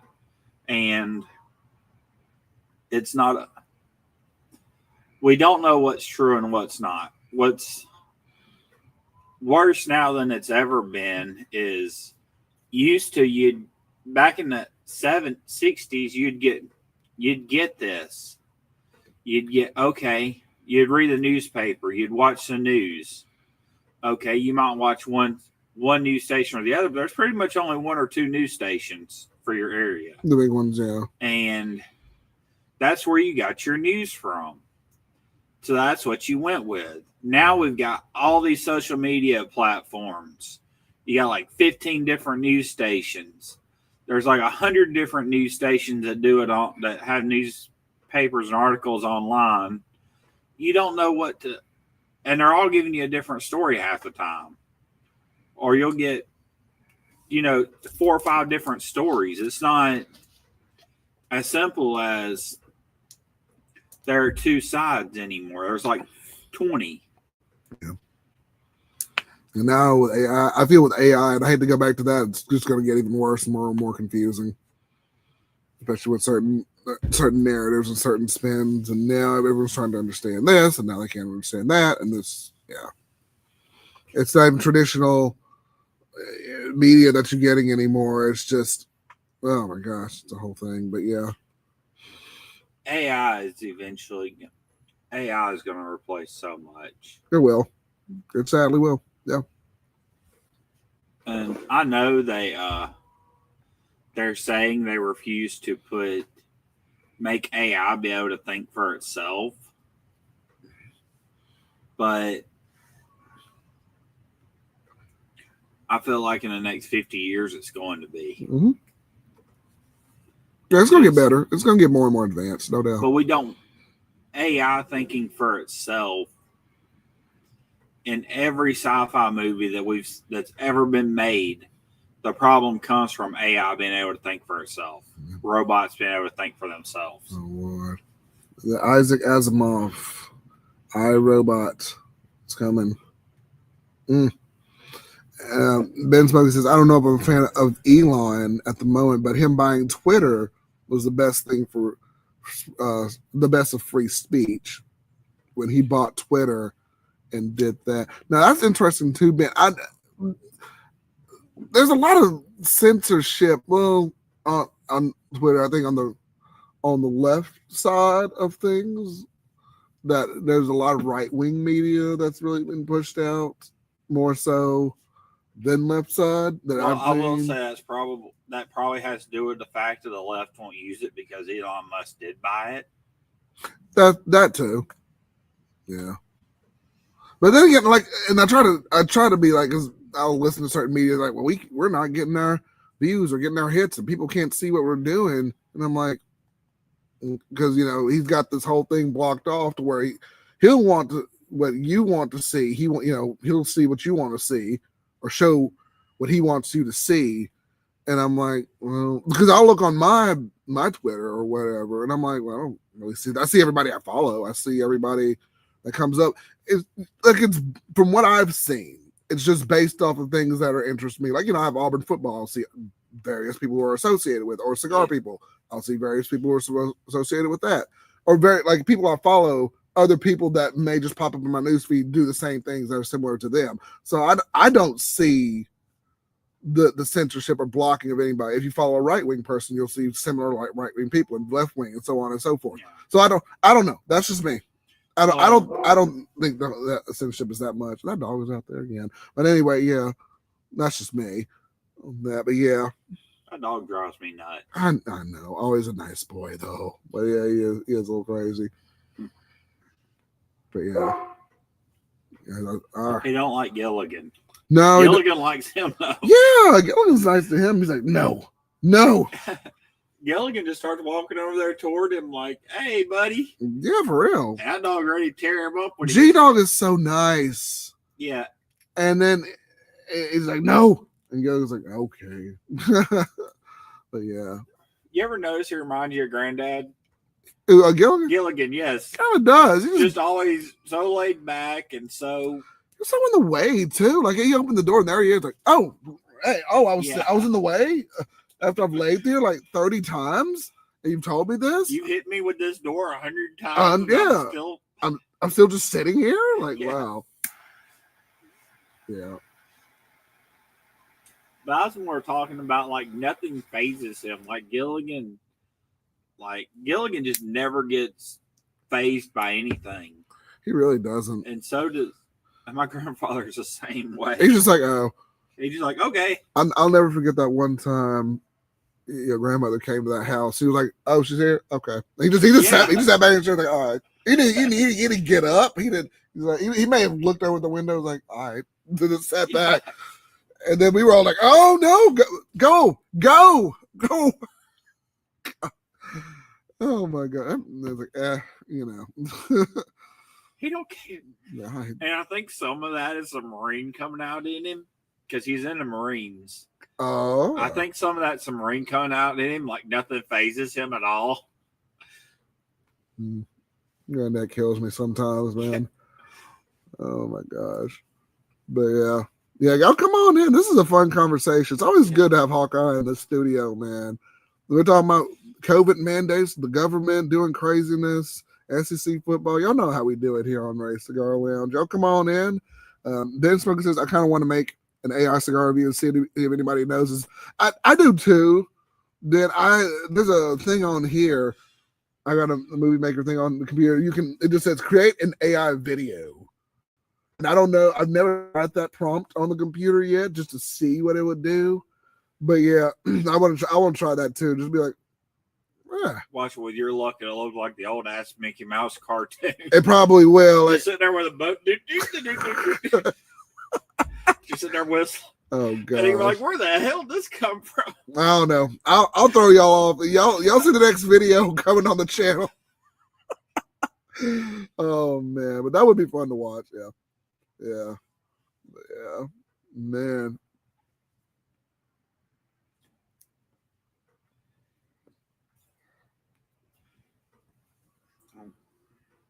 I don't believe I should be messing with AI because I don't understand it. Okay. I ever tell y'all So I was messing with it. This was months ago, and I don't remember what the AI app was called, but you can take a picture of yourself, just an ordinary like phone picture, and you can upload it to the AI thing, and then you give it a prompt. Like they had different prompts, like your picture can like you're partying, or I put one prompt in there like have it arrest me, like a police officer coming in and arresting you. And so the picture, it was just still the same ordinary picture, but it put in a police prompt, and it was like a police officer walking into the picture and picking me up out of my chair and arresting me. And it looked like it was me walking and getting arrested in handcuffs.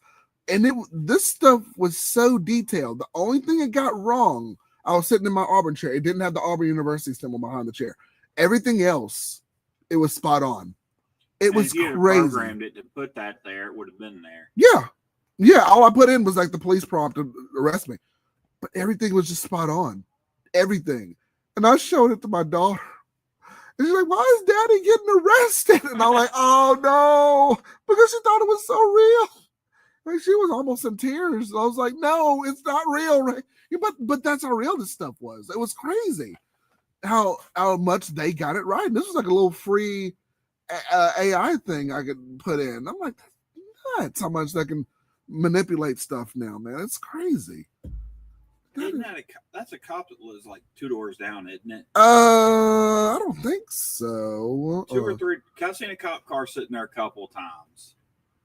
In my I don't know. Need to become friends with them. That's your kids knowing. Yeah. Because he can swing by a couple of times when your kids are teenagers, if he's still a cop then. Yeah. And scare the shit out of your kids, straighten them out. Hey. I hope my kids don't need that. I don't know, but who knows? Well, I mean, they may need it for little stuff. I mean, hey, they're going to be teenagers. You better get over that. No, I know that. Man, I was a crazy teenager too, but yeah. Now Ruben, he has a little friend. He doesn't live in this neighborhood. He lives in a neighborhood over the neighborhood. He went to school with them, but we we are friends with one of the cops in the town. Nice guy. You finish your cigar? Nah, I'm still hanging out. This one's a little tougher to. Oh, I know. This one's a little tougher to draw. I don't know why. Because I've had to relight it a couple of times, but yeah. And for the record, guys, now I'm talking as much as him. This is true.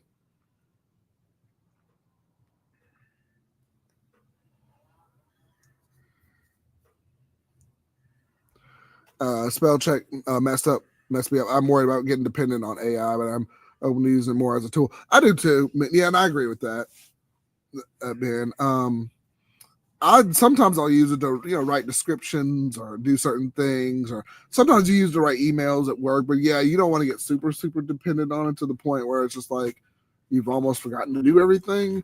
But yeah, they're implementing it more at my workplace. To where you can search for certain SOPs and protocols and stuff like that. Stuff if you need to recall, so you typing in certain things, it just kind of comes up and it takes you straight there. They're trying to use it for things like that, but I know that won't be the extent of it. But yeah, that's kind of where we are with that programming. But yeah. AI is going to replace so many things. Mm-hmm. And movie stars are going to get replaced. Mm-hmm. Writers are going to get replaced. Yep. Singers are going to get replaced, probably. Yeah. Probably, yeah. Because the only thing that may save singers is people might want to see hear live voices. So concerts may be okay, but actually selling music. They're probably not going to be able to do that anymore. That's a dying thing. That's been dying out. Yeah. Not really. Because, I mean, to put their music online, they get paid for it. Not as much. But yeah, because it's easy to rip off, too. In some cases also. Yeah, but a lot of people have like Amazon Music or Spotify, stuff like that, and they're getting paid for it that way. Yeah, that's true too. That's true, but yeah, people. I know back in the early 2000s, back when you get burned those CDs and sell them all, boy, they were getting ripped off for it left and right. LimeWire, boy,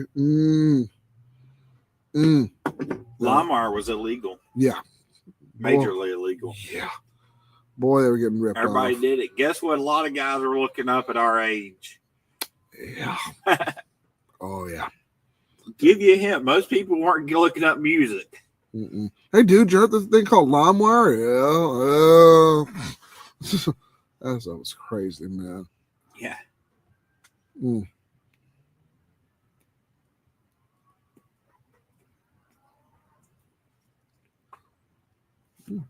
No, I know it's down to the second. Well, Hawkeye, since you're mostly done with your cigar, what'd you think of it?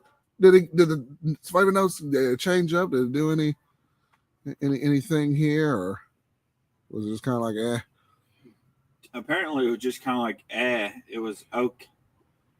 It was okay. It wasn't really. I didn't pay attention to it. Okay.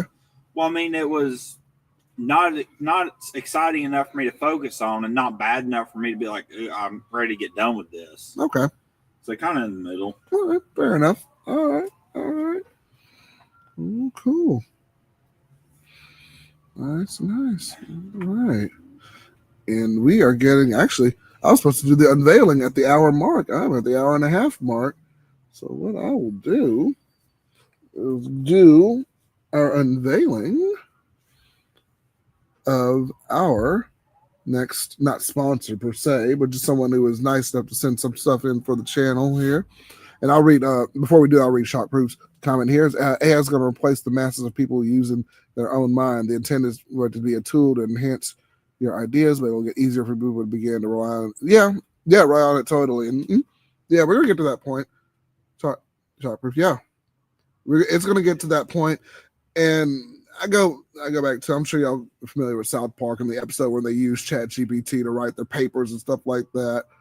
And that was a joke, but I'm like, no, that stuff's real, man. Like that's what they're doing, in most cases. But I had, when I took a college course, I had ChatGPT write a paper for me. I didn't use it for the class, but I just put the prompt in there and had it write out and compared what I wrote to what it wrote.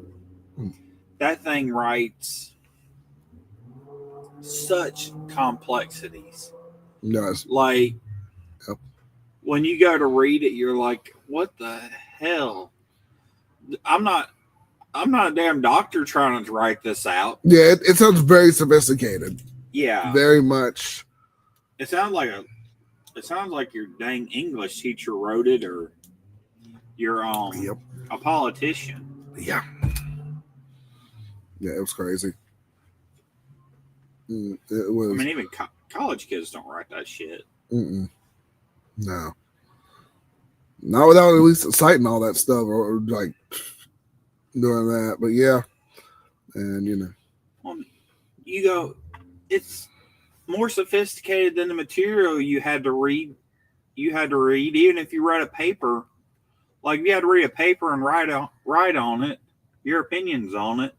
It's more sophisticated than the damn paper, and that was written by a PhD. Mm-hmm. Man, that's crazy. That's true, though. That is very true.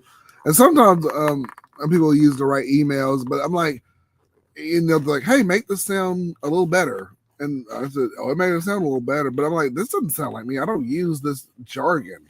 Like, it's not human. It's not you. I don't say, like, with respect, I hope this letter found you well. Hello. I'm like, this, I get straight to the point. I don't try to fluff it, as much as I do. But yeah, there's a lot with these AI things and ChatGPT and all that. They have different engines that do it too. There's a certain one at work that does it as well. But yeah. But yeah, man. But at some point, we're not going to be doing the thinking. That damn computer's going to be doing all the thinking, and then who's going to program the computer? There'll be a whole nother major in college. There already is. There's a Or well, I don't even know. It's called AI engineering. I don't know. It's actually a AI programming. I Mm, think. Yeah. Yeah. But that's going to be where a lot of the That's what, stuff work is. Yeah, they already teach it to them in schools, like in like elementary school, what the concept of AI is in like second, third grade, preparing them for Because what's coming. They don't. Are your kids learning it? I don't think mine are, but I think in other countries, I think they're preparing for stuff like that. Like, you need to start preparing your kids for stuff like that. Well, my son, they're going to get behind. Oh, he knows how to use certain AI prompts. My son does. I'm not sure, not so much sure my daughter, but she's a little younger. Yeah, but he's like, "Oh, Dad, I wrote a song with AI and ChatGPT did." I'm like, "What? You know about ChatGPT?" But he knows how to use those prompts. Yeah. It's incredible. I remember Bill Gates saying, like, I wonder what people will do when we use computers. Back when Microsoft and all that stuff was getting popular. I just remember that quote that he said, like, it'll be amazing to kind of see what people do with computers in the next 20 or 30 years. Well, now, here we are at this point, and AI just, use all that. But yeah, it's crazy time. It's a crazy time, man. But all right, folks, let me get on to, I know it's a little bit late, if y'all are still with me. We are going to do an unboxing live on Ray Cigar Lounge. Did a little rearranging in the lounge today. Yes, that is. Oh no, I pulled it. Okay. Yeah, I went ahead and just opened it up. But this is from our friends from Chimole Cigars that have also sent us some nice packages here. And I apologize. Shout out to Chimole Cigars as well for sending us this. So I already took it out of the postal box there. So I'll just do a quick unveiling of that here. And they got it right here in the pack. So we're going to take a look at these. And I apologize. I hope I don't get these wrong. But they sent us a 6 cigar sampler in here. And I'm going to just read the bottom of the sticker. So they sent two. Okay, they sent a couple different ones here. So this one right here. They sent 2 of each. It looks like 2. Yeah, so these are 2 of each. Yeah. Okay. Oh, they even have their own Boveda. It's not quite a Boveda pack, but it's like the same material. They have their Boveda pack, but this is from special thanks to Chimole right there. Y'all can see that. So I'm going to put that on here. And this one is going to be, this is the Dynasty EX 52x6. So that is the Chimole Dynasty. Right there. Hope y'all can see that. And nice band, beautiful band on there with that. I believe this is also the same one. So it's 2 of each of those right there. So it's nice unboxing there. And this one is the Chimole Pioneer X right there, also 52x6. Also with the band there as well. I apologize. I hope that says Pioneer in that language right there. I don't know. In the Japanese language there. You don't know Japanese? I do not. I need to know Japanese. That'd be awesome. You should have taken foreign language in high school. I did, but it was not Japanese. It was Spanish. Habla español. So and that's the Pioneer 52x6 there. Let's see. I'll just make sure that's the one. Okay, so it is 1 of each. Okay. Cigar there. Well, we can do one every time I'm here. We can give our review while both of us, if you want to do that. We can, yeah. And this one's interesting too. This is Chimole. And this one just says Chimole right here. Ooh, I can see the band. So that one is the Chimole. I don't know if that's just their blend. Oh, okay, this one didn't even have one. It just says Chimole on here. So awesome.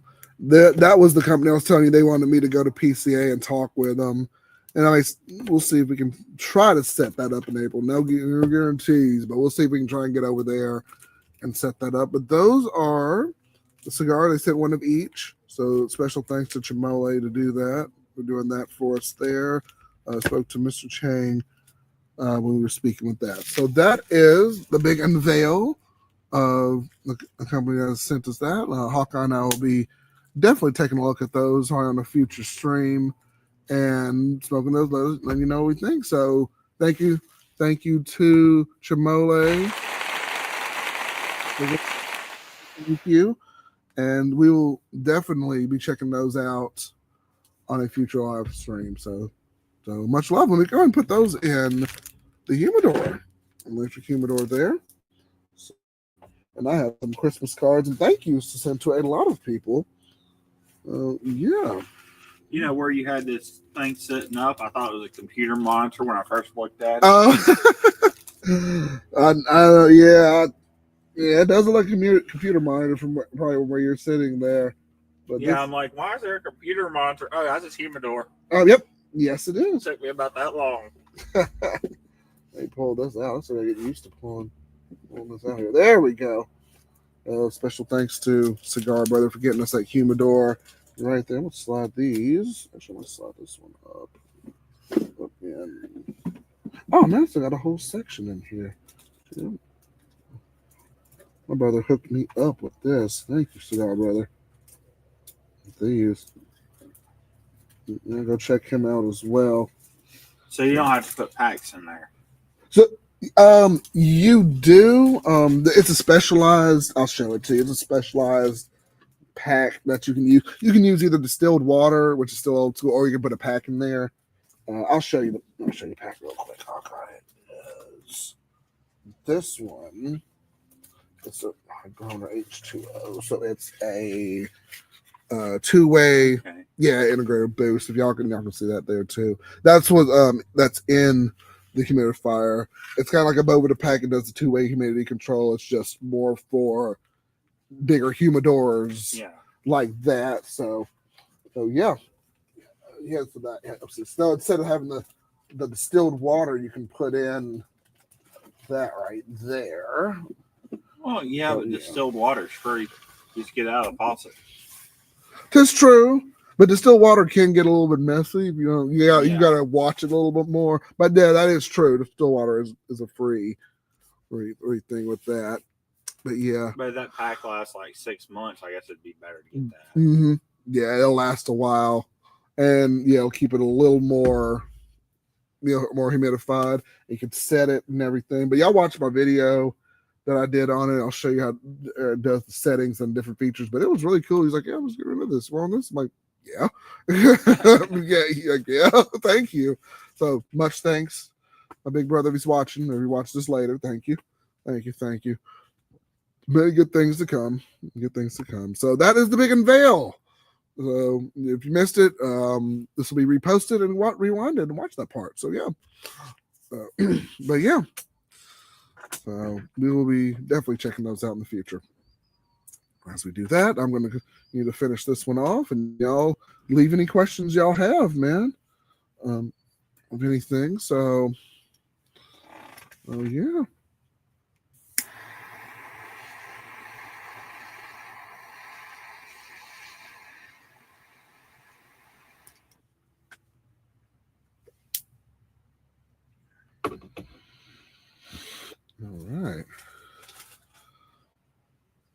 All right. Now I'm just pairing it off. No alcoholic pairing tonight, just doing some water, getting some of the flavors of this. So yeah, the raisin part for me, it's kind of died out. Now it's just kind of light. See, that's what I was saying. And I get what you were saying earlier. Okay, you were smoking, but not really thinking too much about it. I'm kind of getting the same way with this cigar too. You would think sometimes the flavors would get a little bit better, or they would enhance, or you notice certain nuances in the stick, but not so much with this one. Not so much. That one's a good. I'm not thinking about anything. Just smoke. Yeah. Or I'm doing something. Just smoke. Because it doesn't really hit you as you're smoking anything. There you go. I mean, it does. Like you get the feeling in your mouth, but you're not really thinking about any taste or anything. So possibly we call that a yard guard. Like you're kind of smoking, but you're doing something else. multitasking and everything. I got you. Okay, that's fair. Fair enough. Fair enough. It's not bad, but I don't know if I'd get it again. Maybe if someone gave it to me, sure. But I wouldn't be like, oh, I want that one, you know. Depending on the price of it and the reason I was buying it, I would smoke it again. Okay. If it's $10, $12, and like we were going to cut grass or we were going to, that's kind of what I would buy. Okay.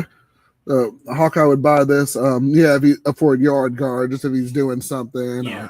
I know he's on the road a lot, so maybe, you know, something you have there. All right. And we have. You have to spiffy how you want it. Oh, yeah. Oh, he was listening to the. Your typo, but it's just funny how. I like the word spiffy. I like the word spiffy. That's why I said it out loud. What's going on, Hayes? Yeah, but that's true though. Hayes, yeah, you gotta with the AI earlier. Yeah. Like there was one. I was just wanted to do something real simple and something quick. I wanted to throw in to the AI generator. It gave me like, you know, a short story. I'm like, no, I'm just writing a 2-sentence thing, and I'm like, you giving me like a short story. I just wanted to say like, hey, I'm taking some time off work. You know, what do I need to do? Hello, I hope this letter finds you well. Well, I was talking to you about this, and this goes into this long spiel, and I was like, oh my goodness. Yeah, well, Shockproof, we try to, especially him in particular, we try to get out there and smoke different ones so we can review them and, you know, give y'all some ideas of what's good and what's not. You know, what good price ranges are and that kind of stuff. Right. And I've always wanted to expand my palate because what I wanted to do, and I probably have to still go back and do it, is when y'all are commenting on here, y'all have a lot of various things that y'all smoke that I have never even heard of. So I wanted to maybe come up and like a different compilation of all these different cigars. Say, hey, have you tried this one? Have you tried that one? Have you tried this? I'm lighting this one up. I'm lighting that one up. And I have my go-tos also. But I like re-upping the same cigars too. Like I'll have my go-tos like my Ashtons, my Olivas, you probably smoke the same one to watch a game every week. Right. Yeah. I have my game day cigars. Right. So I'll have stuff like that. But I like to, you know, branch out and like do some stuff. But yeah. That's why Auburn sucks. You keep smoking that same damn losing cigar. Oh, no. I smoke different types of game day cigars, not the same one per se. You need to find the one they win with and stick with it. I do. You're right. I need to find the magic cigar. I need to find something. I'm surprised Alabama didn't have their own cigar. They probably do, but I don't know. I know Auburn didn't have one. They had their own wine, I think. They got their own like cigar, especially with y'all, you know, Alabama, Tennessee. 20-19. Ooh. Yellow. 20-9. I'm sorry. Oh. Hey. We're on this live stream right now. I'm sorry. Oh, no, you're good. You're good. Hawkeye's handling some business there, y'all. So, but yeah, I'm gonna light this up for the 18th time. So yeah.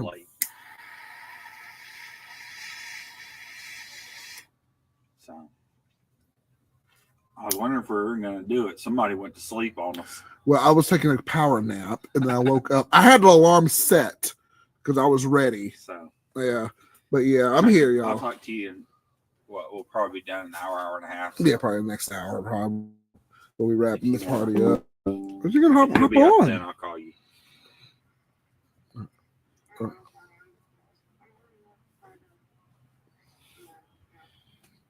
Okay. Well, you can get on here and talk to us.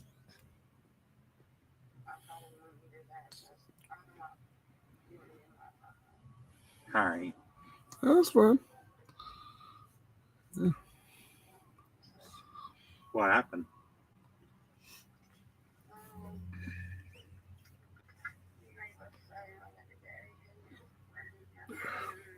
Yeah, come on in. If you're just now joining us, we are live doing it big. R.E.S.P.E.C.T Cigar Lounge, y'all. An hour if you're still up. If not, I'll talk to you tomorrow. All right, come on in and join the fun. Yeah. Guys, I don't even have a girlfriend. I'm getting girl problems. I know Hawkeye. I don't know. He's on the road. He picks up. He does all sorts of stuff. He comes back with his problems in the lounge. And he tells us about it. Oh my goodness! But yeah. Oh, aloha. There's my man Oren. How you doing, man? Hey, we are hoping to go see you guys this summer. That's the hope. Me and the wife, we're trying to put that together and put together a trip. I don't know exactly when, but hopefully, like sometime in the summer, we're hoping to see y'all in 2026. So we're putting together a little itinerary for that. But I hope to see you soon, man. I hope to see you soon. As my wonderful brother-in-law there who's jumped on. Appreciate you jumping on, man. I see him doing his DJ and doing his thing out there. So y'all go check him out. I'll go check him out there. That's some awesome people coming out. I like it.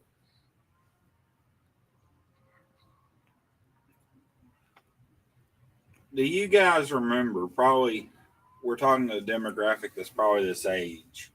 Do you guys remember, or did you ever try this, where it would you used to type into Google Maps, England, and it would actually take you up to the harbor and tell you to swim for 3,000 miles. I don't remember that. It used to. I know I did it. My mom did it too. Like it tells you swim 3,000 miles. Swim 3,000 Yes. miles. Oh my gosh, that's crazy. It would drive you all the way up to New York, tell you how to get to New York, and then swim 3,000 miles. And 3,000 miles, you will reach your destination. Oh my god, that's nuts, man.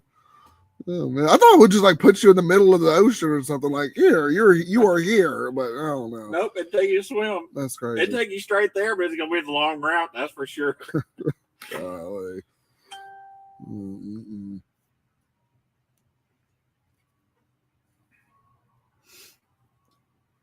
Food truck. I love food trucks. That taco. Have you eaten at that taco truck? No, I need to. I need to go out there and eat there. God, you're never here when I go. We gotta. I don't know. Is it gonna be there tomorrow? I don't know. Oh man, we need to check it out. I need to check it out. You need to check it out. Rachel and I have eaten there a dozen times, probably. I've not eaten there once. I need to. I need to check out that food truck.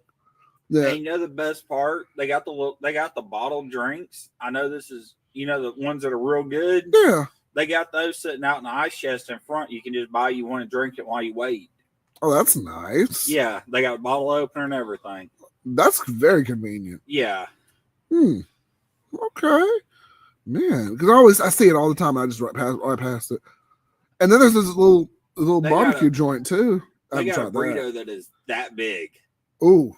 That big, and it is stuffed. Oh man, I know that is awesome, man. I know, he's doing the Guyanese food truck out there in Hawaii, so I know people are loving that.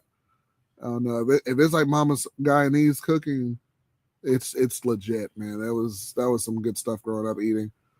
I'll tell you guys, no restaurant hardly can beat a good food truck.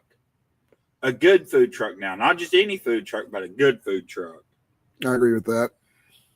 So, and here's exactly what it is. They're serving what they would be making at home. It's not they're the ones making it. They're not mass owned. That's nice. And they're not. Yeah. That's good. Yeah.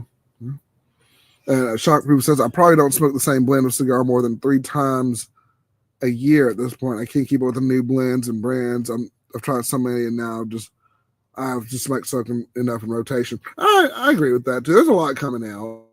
A ton of stuff that's coming out. But yeah, it's hard to keep up. Like the one I just showed you with Chimole, I haven't even gotten around to that, nor the Founders cigars I've gotten around to. And there's still more out in the works. There's Mayflower. There's, what's the new one? The TY Osiris. There's a ton of them that are coming out, new blends.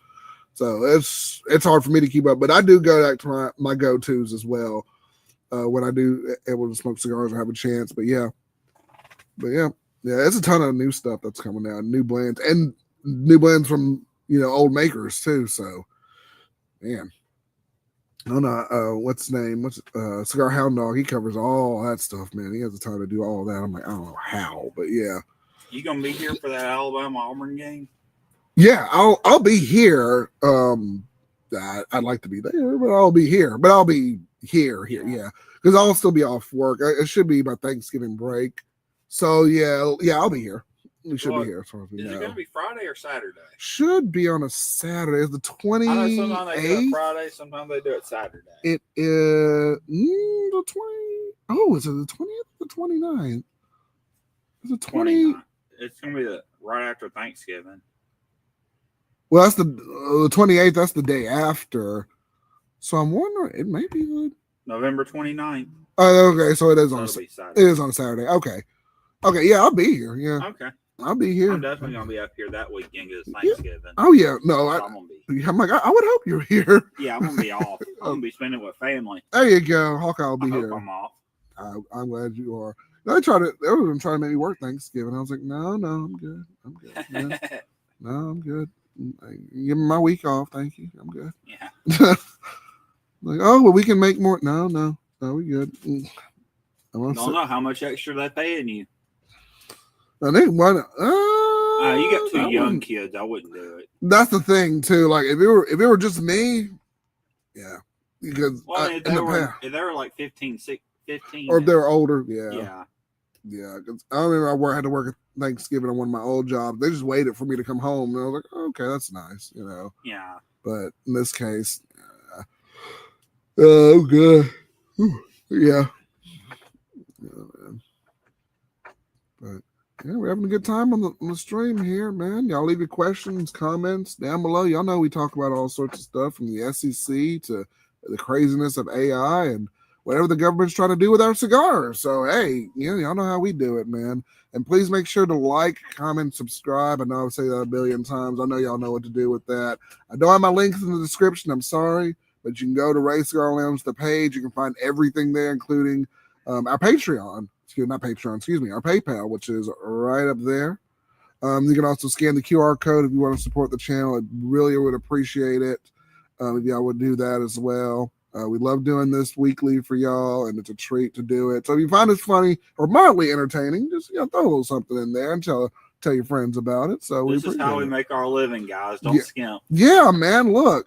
The show may have to be canceled if we don't get enough PayPals. I'm sorry. It is what it is. We might be out of house and home trying to make a living smoking cigars. We might, man. Look, when I tell you we're in a tent for a reason.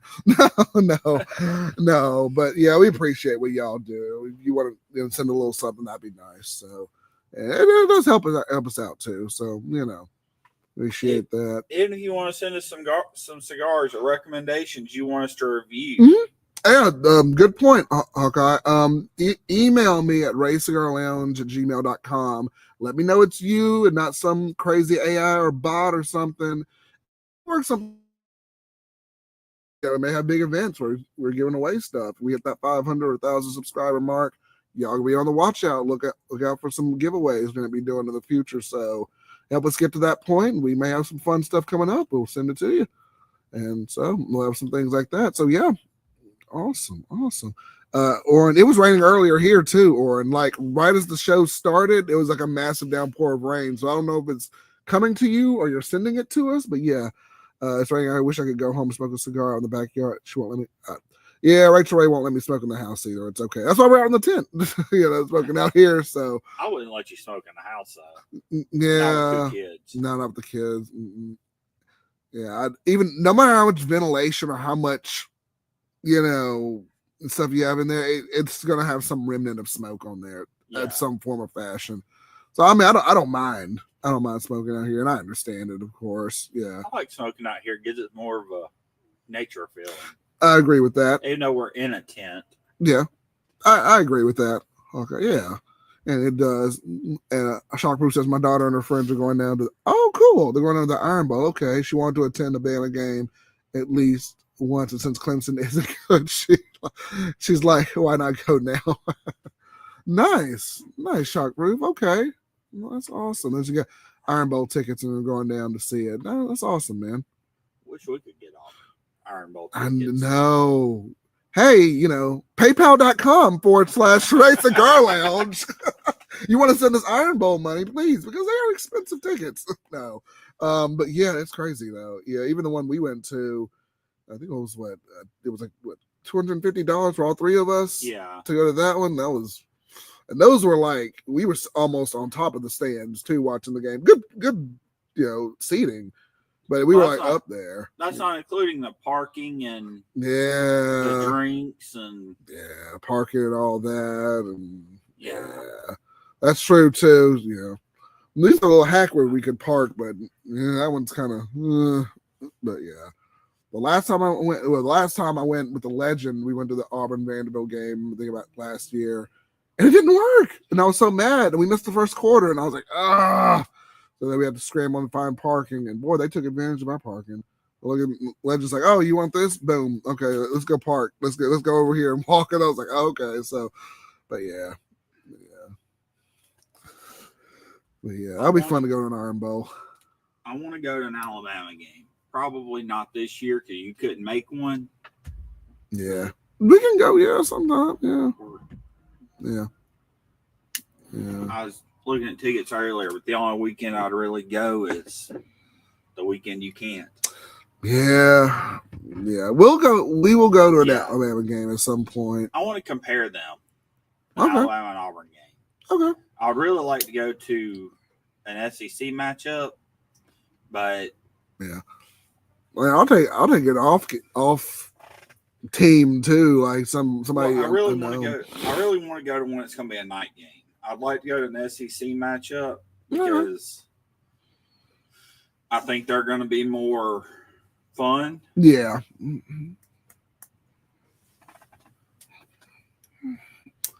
But yeah, no, that would be a lot of fun. A lot of fun to go to. But yeah. Okay. Oh, got it. Back to the trailer. Okay, light up the up in the 22 tight spaces over here. Oh wow, we're putting some vision. But anyway, hope you guys. Yeah, we'll try to make it out there. We'll be in touch, Oren. As Rachel, we were talking about a couple weeks ago because she's got other family out there in Hawaii too. So hopefully we can hit y'all and hit her, the family as well in Hawaii. I think, when I understand, y'all are like 45 minutes away from each other. I think, but so we'll try and we'll talk. It'll be awesome, man. It'll be an awesome time. So yeah, is the Legend you are referring to the same guy that calls into the? No. The Legend is an old friend of mine from college. If you watch some of my previous, like the old Ray Cigar Lounge live, like the first couple of episodes, you'll see him in there in my the old house that I used to live in, and I had a garage, and he's sitting right next to me, and we're just kind of hanging out, talking and everything. If you watch some of my old episodes.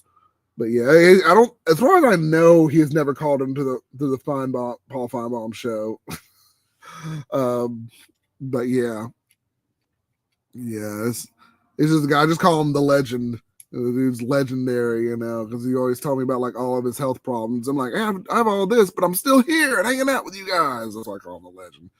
And so in that instance, but yeah, I get to see him in a couple of weeks. I'm excited. So it's my boy. Good to see you in a few weeks. So yeah.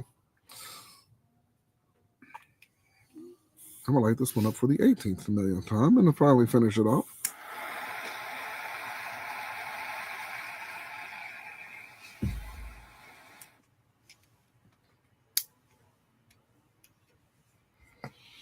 All right, Roger that. Check back with you next time. Okay. I got you. Maybe I can figure out how to come up with I think you hear my voice instead of this talk. Text crap that I'm doing. Yeah. Or I'll have to. What I'll have to do with that, or I'll have to bring you on as a special guest and give you the link. But we can definitely set up a show where we can do that. If you just want the link and we just all kind of hang out and talk and do that, just let me know. I can do it on a future show and set it up, and we can definitely go from there. Man. That'll be a lot of fun. Talk to you, and we could smoke cigars and hang out and do a good time here. But yeah, that'll be good in the future. Yeah. Okay. Oh, the guy he's a huge Bama fan. It's hilarious to hear him whenever Bama loses. Oh, Hawkeye, are you familiar with this legend who calls in on? I don't watch Paul Feinbaum's show. Oh, okay. Paul Feinbaum is funny sometimes, or it used to be funny, but it's gotten. I guess I grew out of it, and it's gotten repetitive a little bit. Oh, okay. I never watched the show. I've seen clips of it, but I don't remember. I've known a lot of people to call him the hater. Yeah. He hates on everybody. Yeah, I've seen that. He does. Paul Feinbaum. Yeah. Funny thing is, I think he went to the University of Tennessee. Oh, did he? And he still hates Tennessee. Oh, goodness. He loves Alabama. He hates on Auburn too. I've read some of his articles and stuff. I'm like, man, come on, look.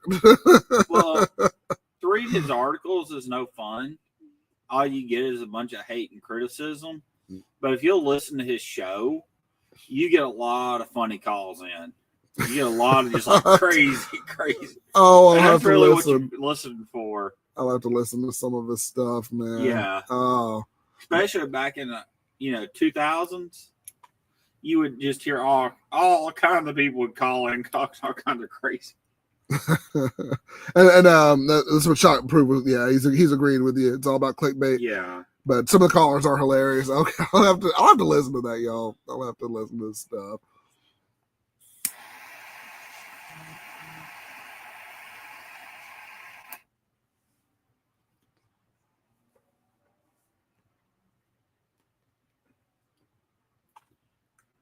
Those cows have been at it all night. Good Lord. Oh, no. Yeah. And as we're in the field here, we're listening to, I don't know if y'all can hear it on y'all's screen, but there's some cows out there. I don't know. I don't know what's going on with them over there.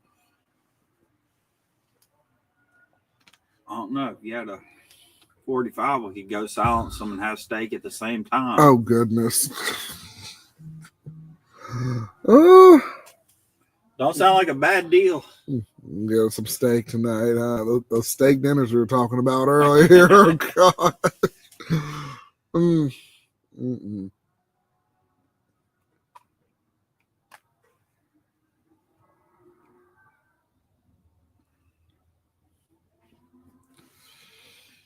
There we go. Yep. I'm trying to finally down to the latter third of this. Yeah, it's bland. It is bland. It is. It's not sour or anything. It's just like neutral. Yeah, it's like it's a little unimpressive. Like those, even the raisin flavor I was getting earlier is just it's flatline. Like now it's just very light. And that's kind of what I was saying at the beginning. It was just a single flavor, so you're going to get immune to it. That's kind of what I was trying to point out. Okay, I agree with that. Now I see that even down to the latter third, I'm getting nothing. Not much of anything. I mean, the smoke itself, but I don't know. I mean, I preserved it. Maybe I don't know. I don't think it's anything you did. I think it's just a cigar. It could be. Yeah. But that one was just sitting there chilling for a while. But this cigar R.E.S.P.E.C.T. us? I don't know. I guess not. And shockproof. Yeah, shockproof. Oh, okay. Yeah, I saw. That's how they called him. He called into the Paul Feinbaum show. That's how they called him. Oh, the one. Yeah, I remember someone poisoned the. Okay. Yeah. Okay. Even as an Alabama fan, I think that was wrong. Yeah, you can't. That's I mean, nobody thought that was right. No, that goes too far. Yeah, that goes way too far. Especially, teams having traditions. We make fun of each other, but don't vandalize each other's property and all that, and kill the trees and all that mess. I don't. He's an Auburn fan. I'm an Alabama fan. Yes. We give each other a lot of ridicule about it. More so me to him because his team is terrible the past couple of years. Yeah, you're right. Sure. But terrible. We get along fine. I mean, outside of even at football, we go to Auburn. I go to Auburn games with him. I talk some mess at the Auburn games, but we haven't been beat up yet. No, it's fine, and the atmosphere is fine. Yeah. Even when Hawkeye, we went to that restaurant. Yeah. Even the girl was like, "Yeah, I get it." I get it, dude. Like they're fun people, they're all right. Yeah. I think some Missouri people were sitting in the same section we were. They're fine, and no problems. Yeah, they were nice people, I'll pick on you for being an Auburn fan, but I never actually insult you. I pick on you. Yeah, and that's all. It's all fun. It's a lot of good fun, really. Yeah. Even like I'll post on, my Facebook. I'm like, this is fine. Yeah. Ain't nobody trying to beat anybody up over this stuff and all that. I mean, people are crazy, unfortunately, but it's whatever. We get it, man. Rivalries are all in good fun. When it starts getting serious and you start getting personal with it, and it's like, that was my team. That's my. I said, look, dude. Look here. No. Just have fun. Watch the game. I see. What was that? These people. Who won the? It was like, who won the Super Bowl? Somebody. I see these old clips of people like tossing stuff at their TVs and breaking them and all this mess. I said, look, come on now. Most of that's AI generated, though. It's got to be. I don't know. It looked real. There was one. It was a couple of years ago. Yeah, you remember how? But I mean, people are that serious. They'll damage their own property because, like, dude, now your team lost and you got to buy a new TV. Exactly. Congratulations. Yeah, it's crazy. It's crazy. And football is fun because. Like any sport, I can't just compare it to football. Any sport is fun because of the rivalries, because of the competitiveness. But take it in good sport. Yeah. Even the players don't take it to heart when they lose. Mm-mm. Like they don't take it out on the other team. They might beat themselves up a little bit, but they don't take it out on the other team. I agree with that. That's agreed. Yeah. Oh yeah. Yeah.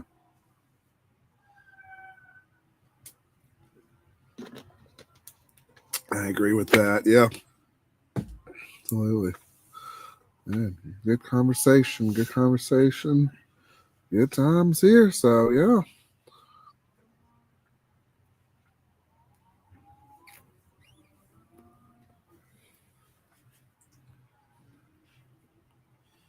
They were, I watched a preview, clip from the, Alabama and LSU game in 2019. Yeah.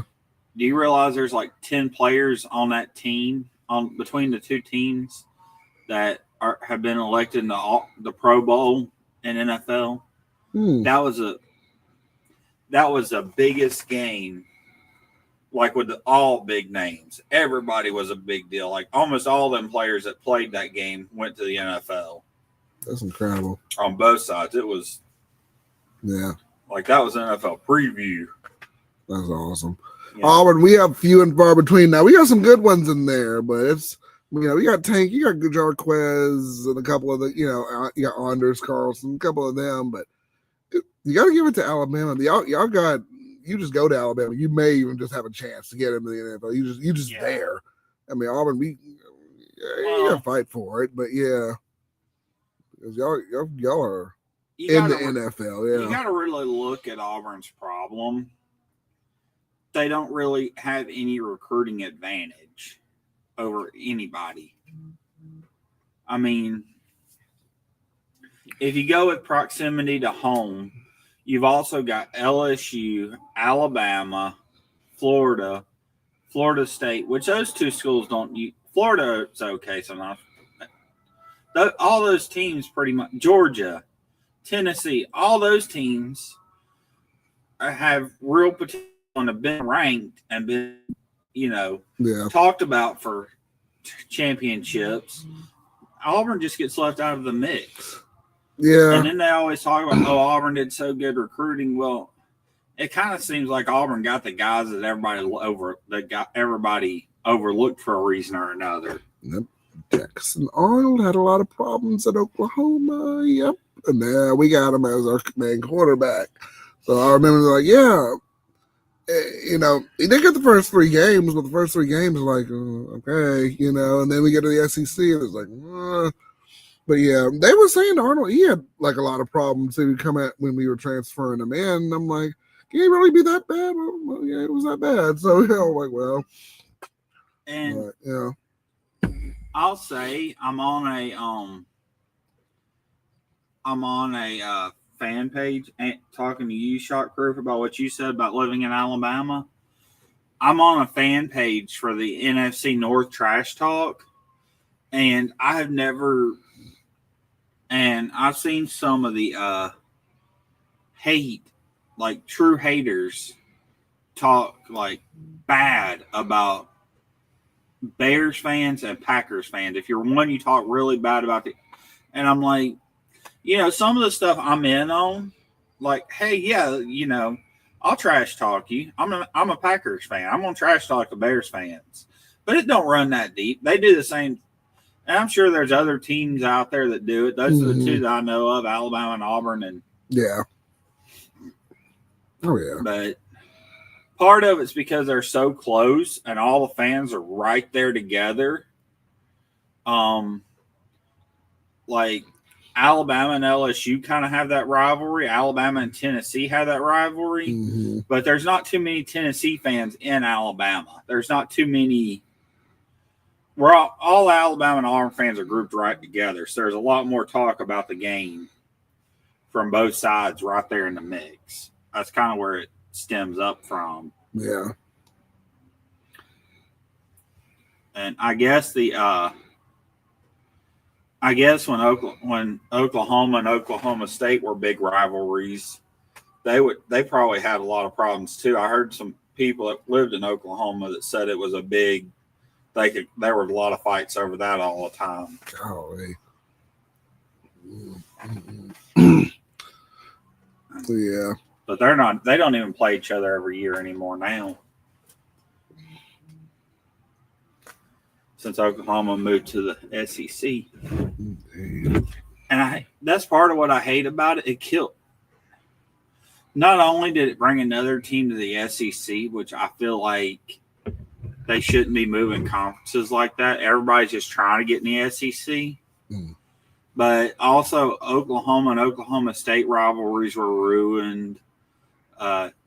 Texas, rivalries were ruined because of that. Yeah. Yeah, it got too serious now. Yeah. Yeah. Like I said, we lost to Vandy. We just lost. You pick it up, you move on. That's it. Well, but you had it. For what it's worth, y'all played really well in that game. Yeah, for the opponent you were playing and what y'all accomplished. Yeah, that was a completely different Auburn team. It was nice. It was good to look at. Like I was like, wow, okay. They did very well. If I was an Auburn fan, I'd have been excited about what just happened. I am. Yeah. Y'all played the number 16 team, put up 30 points, and drove it in overtime. Yeah, they fought. Yeah, they fought for that one. You can't be mad at that, man. Yeah, big. Yeah. I mean, it's not like the Oklahoma game and the Missouri game where it's like they gave up. Yeah. Yeah, I could tell at that double overtime they were done. Yeah. They were. Man. They were just letting the quarterback get. This quarterback wasn't in that second overtime. The quarterback wasn't even trying to get away. He just took 2 sacks. He's just like, I'm just gonna fall down. I'm just gonna fall down. And the line wasn't even blocking for him anymore. They're like, we don't even care. Yeah. They're letting four guys get back there. They were talking about it in those threads too. They're like, did y'all even cover the quarterback? Did y'all, or anything like that? Because it was like, did y'all realize he said hike? Right. And then we don't even get gain anything. You just y'all just want just hit him now. Which I do admit that if Auburn, if they would have kept playing like they were playing, it'd have been like 7-8 overtimes. So I mean, neither team could stop the offense of the other. Yeah.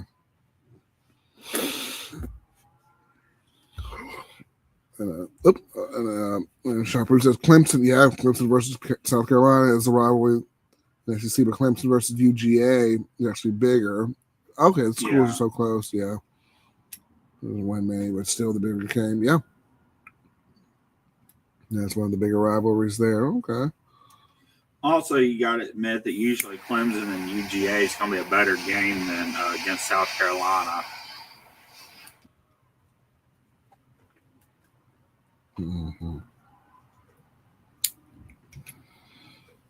Because South Carolina rarely does anything. Of course, it might be kind of like Auburn, like they don't show up all season until that one big game. Watch it, Auburn's going to come out of this and they're going to fight for their life against Alabama. Oh yeah. How do y'all do that? Y'all can lose like 7 games in a season, come out and give a Alabama team that's dominated everybody trouble. Wow. Not even now.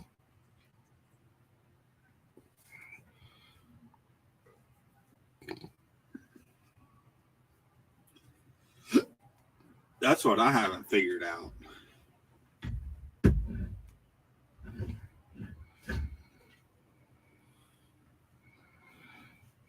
So, yeah.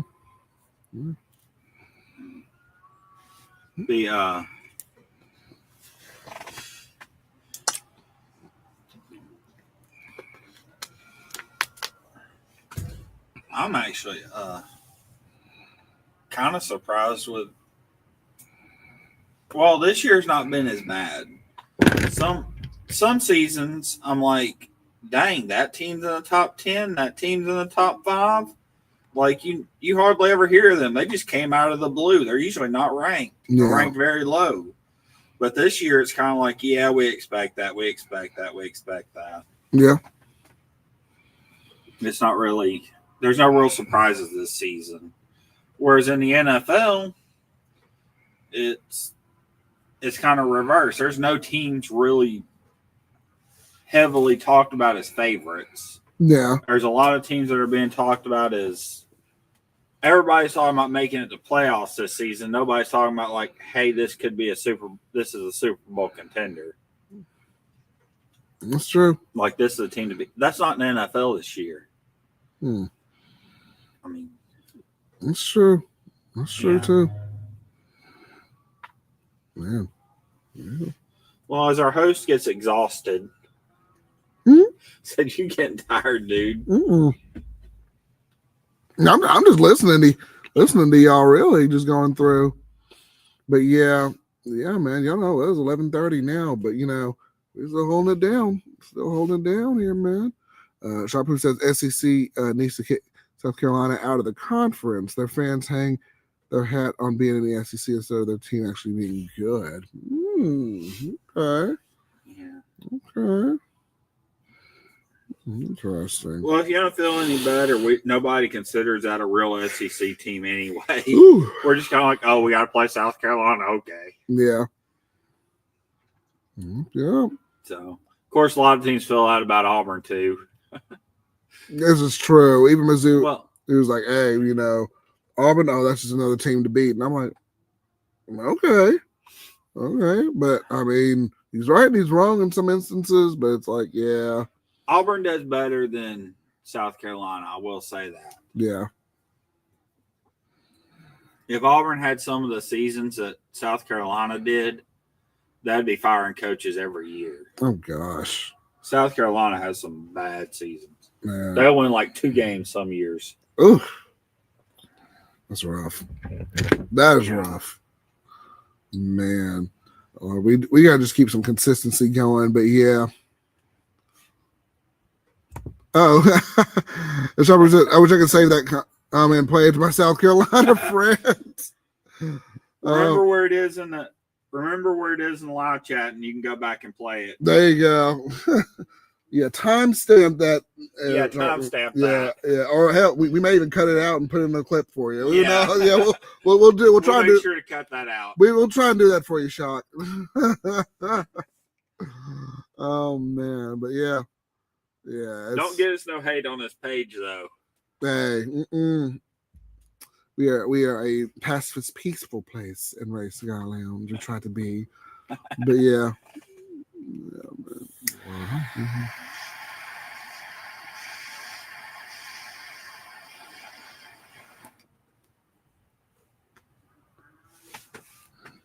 But Yeah. no, I think part of the reason they got rid of the SEC East and West is because Georgia pretty much dominated the SEC East. That was the only real team in the SEC East. Them and Tennessee. Florida was sometimes in there, but yeah. No, yeah, that's what we're gonna try and do. Shock proof, yeah, make it short so I can save it. yeah, that's what we're gonna try and do. Proof, yeah. But yeah. Send him an email to remind him that. Yes, we cut that portion out for you and put it on the channel for you. But yeah, great conversation, y'all. Great conversation. I'm super impressed with Vanderbilt. I am too. Like, they've come a long way. In just a few years. It's like, where did they even start getting these players from? Because they have nothing. All they have is money to throw at them. Yeah. I mean, they don't have a record of sending people to NFL. They don't have a record of winning games. They don't even get in the SEC championship. They have no background history that says you should go to this school, but people are saying, and people are still going. Yeah. I don't know. They picked it up. They used to be the butt of the jokes, man. But now they're like, oh, Vandy, here comes that number. What, 16 now or 15? 16. Yeah, 15, like 16. Dang, they are hitting it up, man. What's up, Cigar? Cigars and Banded. What's going on, Peter? What's going on, my friend? Congratulations on your 100th episode. We saw that. Oh, there we go. Congratulations to him there. I saw that. I saw the donations and everything they were giving y'all. So kudos, man. Kudos. Now, yeah, I'll have to go back and watch that show, Peter. I'm trying to catch up with everything right now, Peter. So yeah, but I'll definitely go back and watch that. But congrats again, man. Yeah, absolutely. I don't think Vandy's going to lose our coach. I think they're going to offer him more money. Yeah, I would say, why would they lose it? Well, at least not right now. Yeah. He's saying some school's going to come out and pay him more money. I think Vanderbilt's going to fight to keep him. I would think so, yeah. Vanderbilt has the money. They can fight to keep him. Okay. I agree with that, too. Yeah, he's got some good momentum going. They're willing to spend money on football. A lot of these places that lose coaches like that aren't willing to spend money on football. Yeah. The buyouts are probably what they are and everything. Kentucky will not spend money on football. Can't think of any other school in the SEC. But there's several schools that don't care about their basketball schools is what they are. Mm-hmm. Pretty much the two big sports, and I hate to say it because there's a lot of sports that are played, but the two big sports you really hear about are basketball and football and college. Yeah. Sometimes baseball, sometimes how often do you hear any hype about the baseball games? Well, and softball games. Alabama's got a great softball program. How often do you hear about it? Not much. Yeah. You have a good equestrian team that you don't hear about. And then you have gymnastics. Yeah. You don't hear much about gymnastics either. Not as much, but from here and there, you hear about all of it, but yeah. I think Vandy's gonna compete to keep them though. Okay. Yeah, there you go. Yeah. Sharpproof says James Franklin, came from Vandy, went to Penn State a few years ago. He couldn't win the big game, but schools are willing to pay to give coaches a chance. Yeah. Yeah, just the question is Vandy willing to bump up his salary to match theirs or make it competitive? I would think so. Now, I would think so. Yeah. They would. Because he's really putting them on the map. Yeah. I'm very impressed with how far they've come, man. But yeah.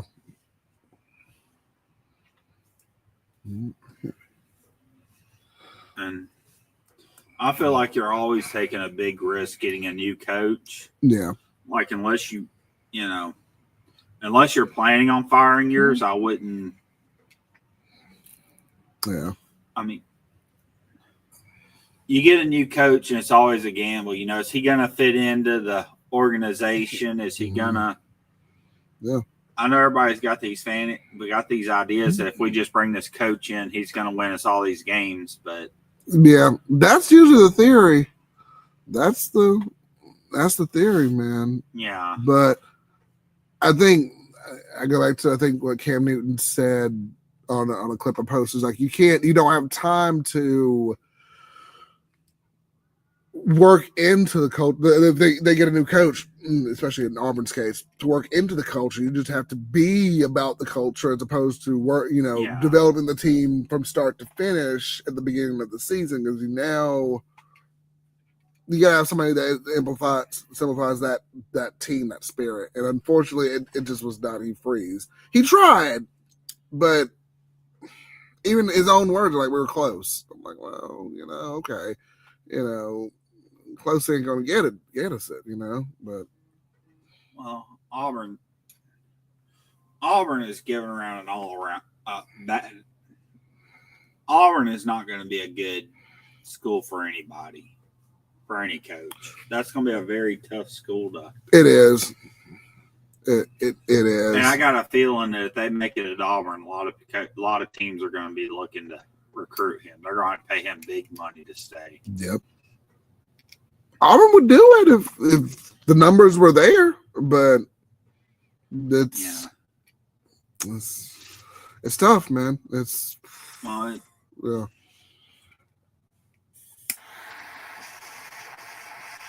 Auburn does have culture and traditions. That's one thing they got for them to recruit. But they don't have a reputation. They have very big schools they have to compete against. Yeah. They play Georgia every year. They play Alabama every year. Yeah. There's a lot of teams they play every. I mean, they're always going to play a bunch of ranked opponents. Yeah. I agree with that.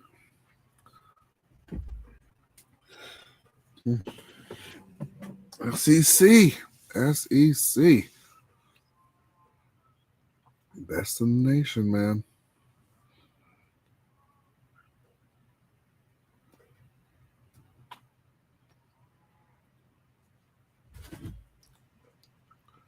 Now that's interesting with this one. So I got, I paired it with my Dr. Pepper.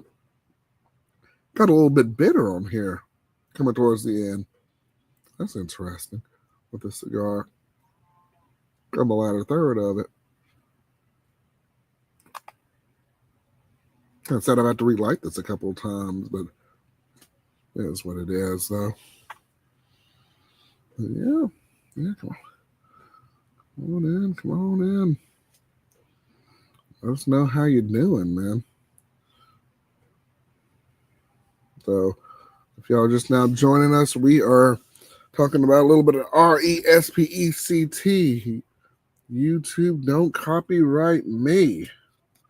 There we are, the Respect band right there. As our cigar we have smoked on for the night here, as I'm still in down there. This is the Piloto Cubano Dominican, mixed with a little bit of Cuban in here with the cigar. Sounds good, my opinion, and kind of on the same page with Hawkeye. It was okay, but nothing to really shout home about with. That's just me. Can I give y'all another hint on why it's a bad cigar? Okay, yeah, go ahead. He smokes a cigar in about an hour and a half. He has currently been smoking on that cigar for about 4 hours. Yeah. So he is clearly not smoking it at a rate that he enjoys it. He's just struggling to get through it. Whether he's willing to admit that to himself or not. No, I am trying to get through it because I've relit this, and I don't normally relight a cigar like 8 times because it's just It's just something. I don't know. It's I think just you should have something. just gave up on that one and Probably. went on. Yeah. I try to finish it out as much as I can. Some things maybe you just can't accomplish, and hopefully they get better. But Yeah.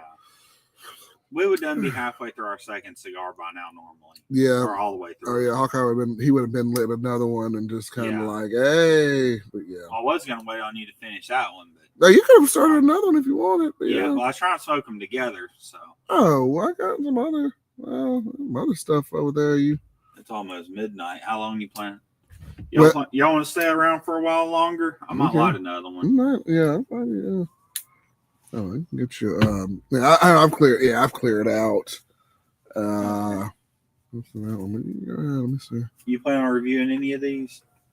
Those, yeah. Let me. Give me one you're not planning on reviewing. I got one for you. I need to get a good taste in my mouth before I. You will with shoot. I'm so getting used to this thing. Let me see. This is when I picked up. Hawkeye, I think you'll like this one. This is now this brand, and as I'm looking at it, y'all, this is the Cohiba brand. Now Cohiba's a hit or miss. I like this one. Excuse me. This is the Cohiba Blue. I like this one. It's got a lot of nice flavors to it. And it's a shorter cigar, too. I got the midget cigar. Yeah, you got the small one. Well, you'll probably still finish that before me, Lord. But I like that one. It's got some nice spices and a lot of nice flavor to it. Yeah, I think you'll like that one. But yeah, I think what upset me most about that other one is it smelled so damn good when we took it out of the packaging. I mean, that one right there, like, smells like it's going to be the bomb. Yeah. And it just failed.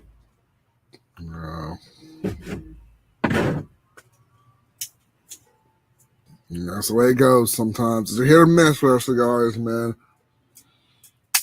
But yeah, it's getting to that spongy point too. Like, it's a little bit, a little humidified, but yeah.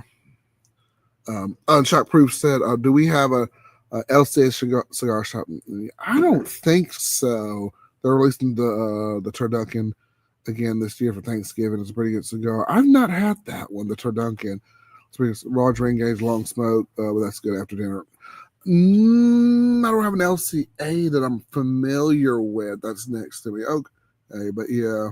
The Turducken cigar. Oh, Turducken. Okay.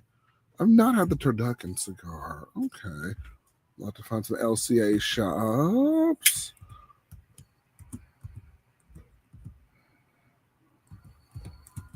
Oh, look at the area. See if there's any in the area. Let me see. Okay. Oh, okay. So the other one on 280. Okay. So that one is. They have that. So, okay. They have that one. I'll have to check it out. So I think they're an LCA. Okay.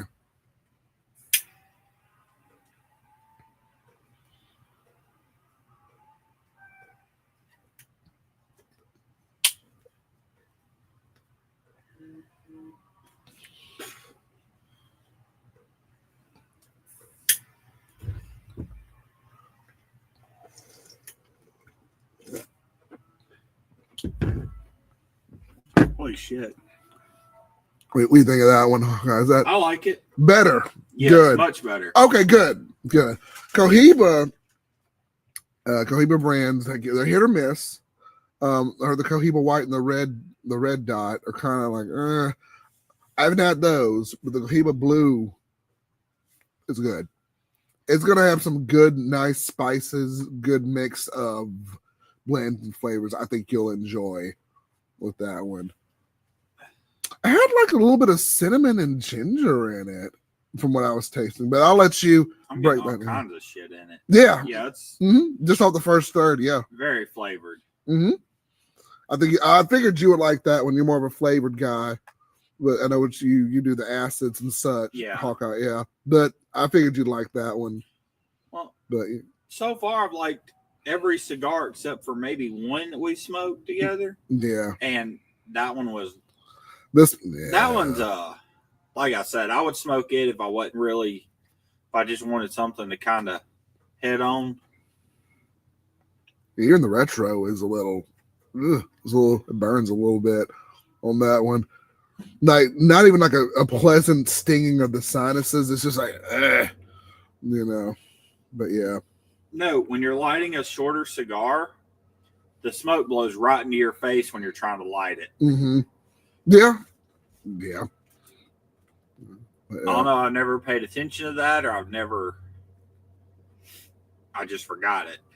It makes sense. Yeah. It makes sense. You're doing that. But yeah. Appreciate everybody hanging out with us, man.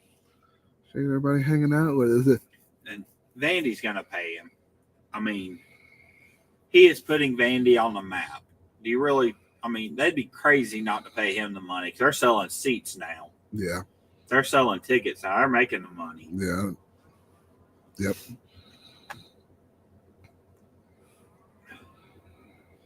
I agree with that. I think Vandy was selling their tickets like half the price of everybody else in the SEC just to get ticket people in. Just like that time we went, yeah. And my buddy was like, "Hey, you want 4 free Auburn tickets around the Brian Harsin era? Here you go." And I'm like, I mean, it's an Auburn game. I'll go. It's free. But Lord, when I tell y'all, there was nobody in those stands. Like, it was ridiculous. Like, we had leg room. It was so bad. Yeah. It was like, and Hawkeye was like, "You want to go down a little further down?" We probably could have gotten away with it because there was like no.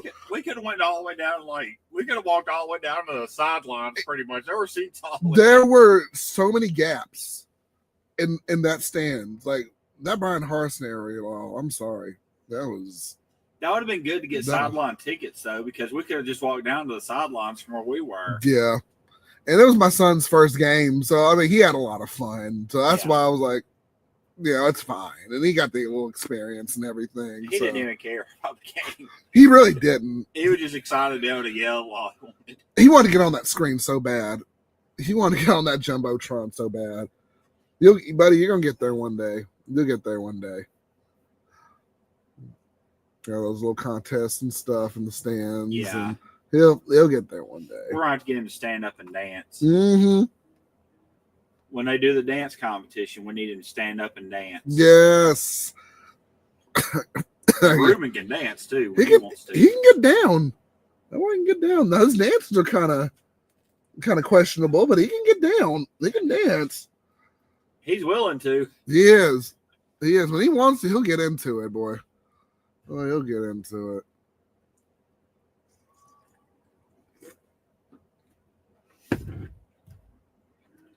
I don't know. I can't do it. I feel like I'm making a fool of myself every time I try to dance. Well, I can be doing exactly what everybody else does. No, I feel ridiculous. It just looks weird when you look at yourself and you're like, "Oh, well, that's just me up there doing that." So yeah. Oh my gosh. Which is funny, guys. I can sit there. I can make jokes about myself, pick on myself, but I can't dance because it makes me feel foolish. I will say any damn thing, but dancing makes me feel foolish. It's okay. It's all right. It's weird. Middle school, high school, I did not like dancing. And then I went to this Halloween party a couple weeks ago, and everyone was like, "Dance and get down." And I was just getting down and dancing. Everybody was just following, like, "Hey, we out here doing it." It was great. It was great, man. Somebody's like, "Yeah, there's gonna be a DJ there." I'm in. I'm gonna be the one, messing with the turntables and everything. But yeah. All right, man. Well, Shockproof, thanks for coming, man. And it's good to see you again. Yeah, good chatting with you as well. And we'll hopefully see you soon.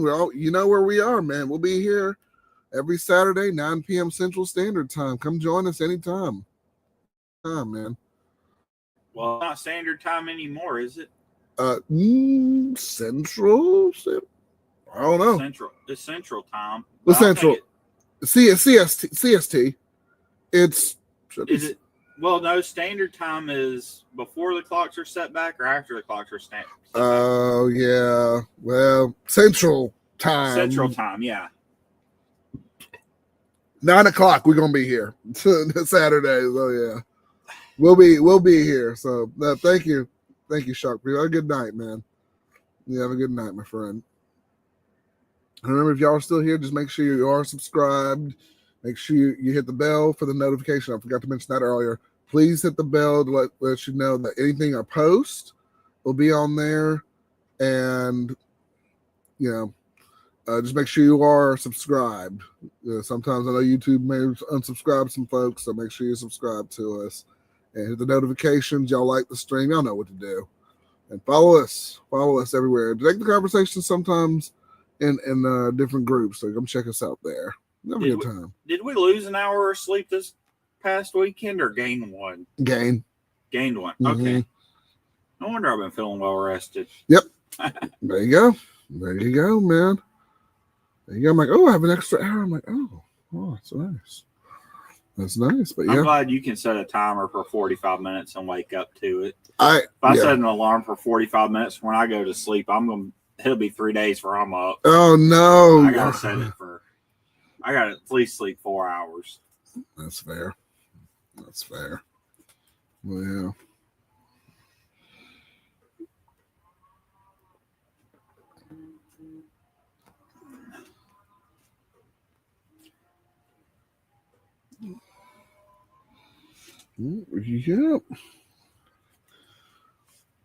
Yeah.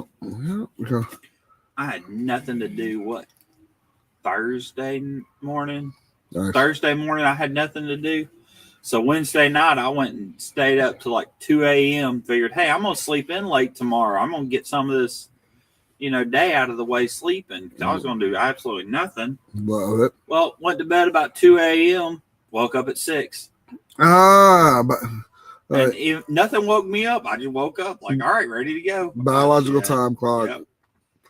Gets us all, man. I'm hoping to change shifts where I'm working too, and get an earlier shift, so I'm not coming back so late.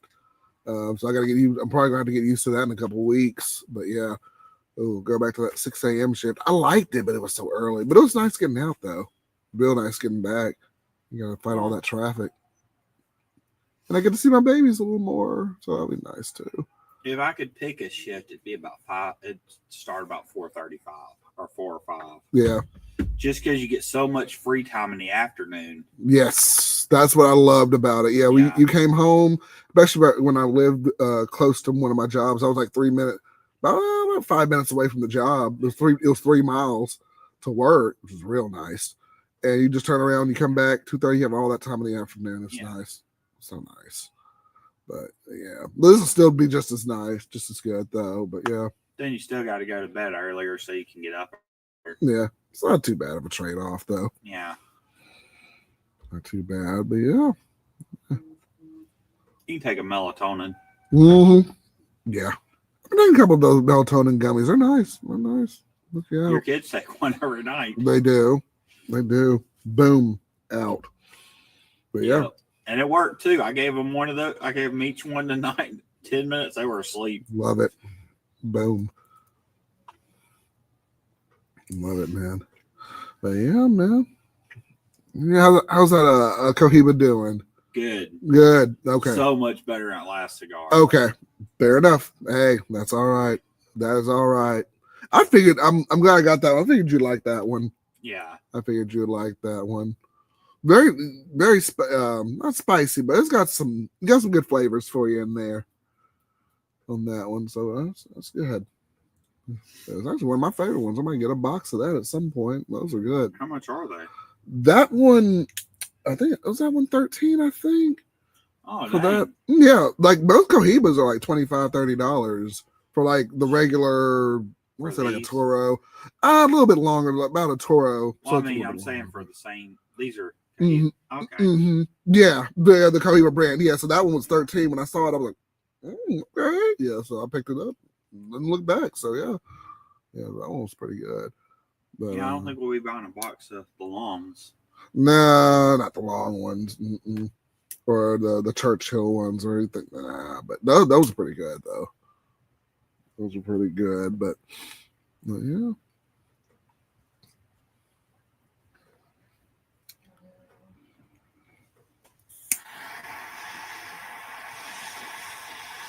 It's only Saturday. Well, no, it's Sunday now. Yep, indeed.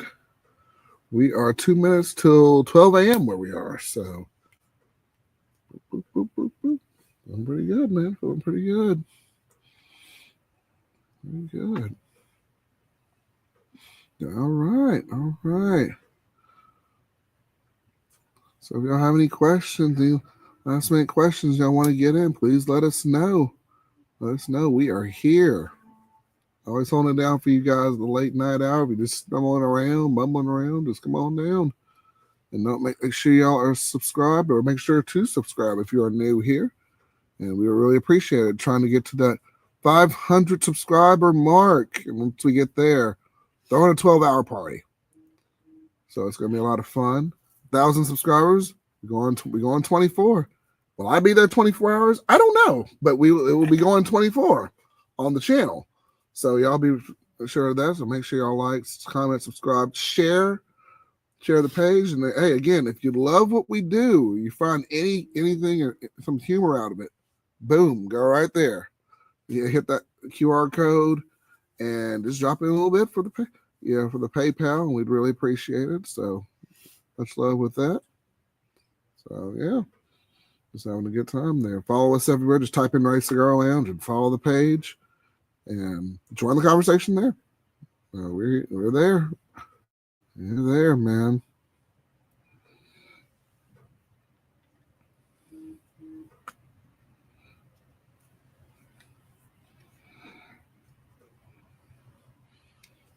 Yeah.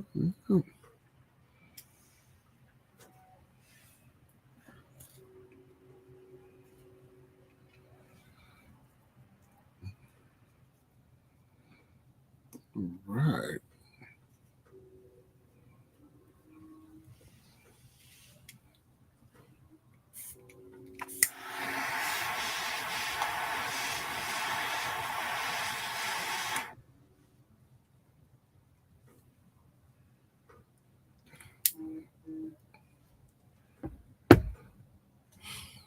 Right.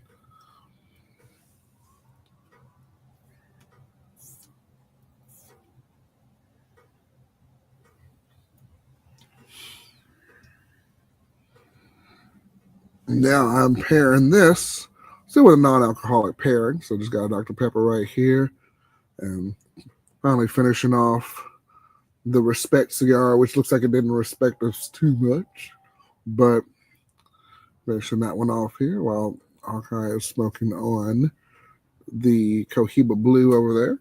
All right.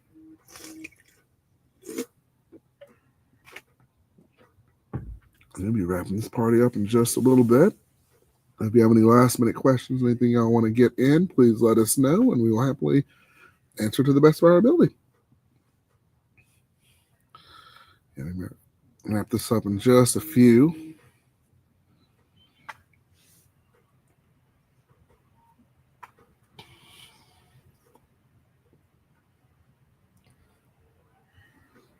Ooh, those cows are still going more.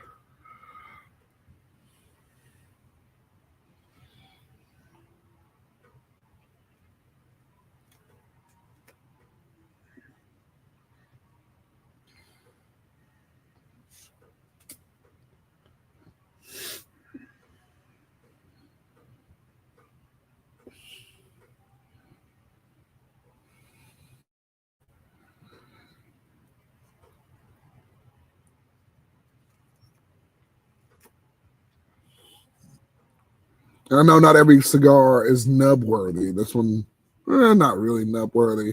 But for me, I don't know what it is. I like just finishing whatever I started.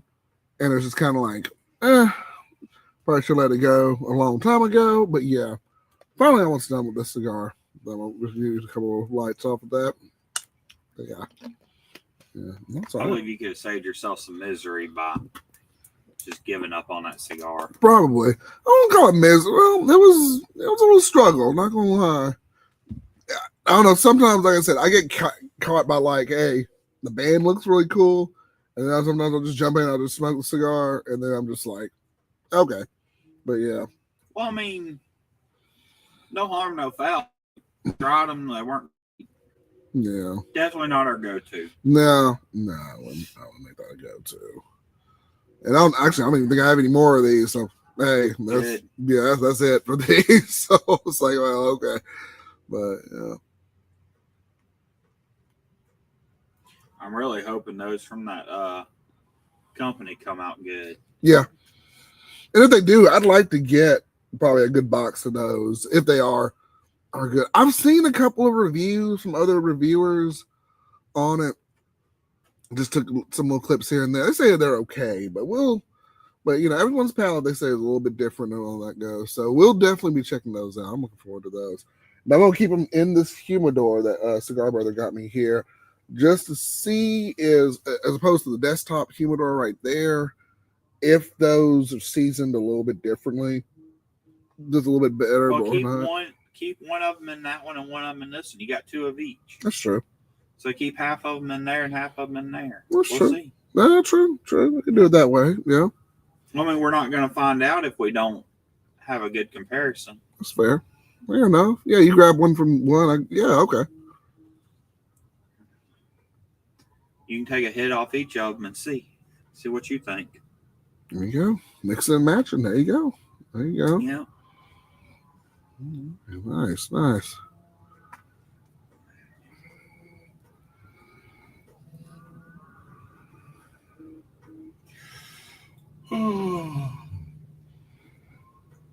You got a lot going on tomorrow, Hawkeye? I ain't got nothing going on tomorrow, really. That's beautiful.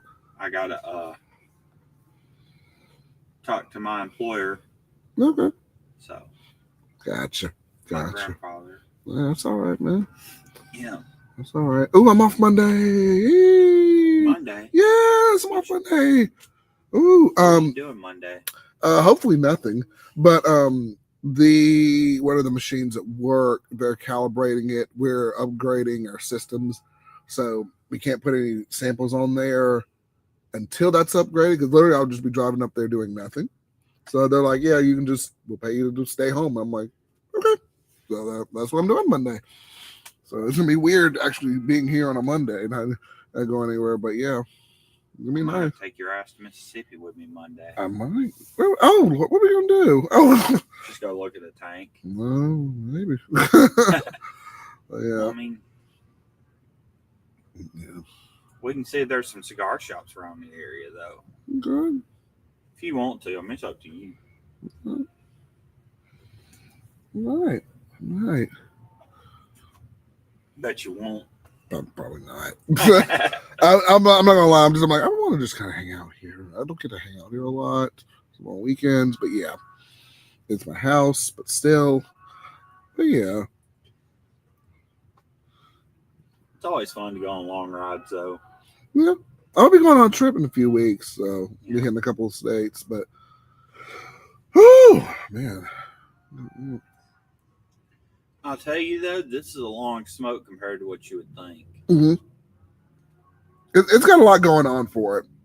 Well, no, I'm saying it's a very slow smoke.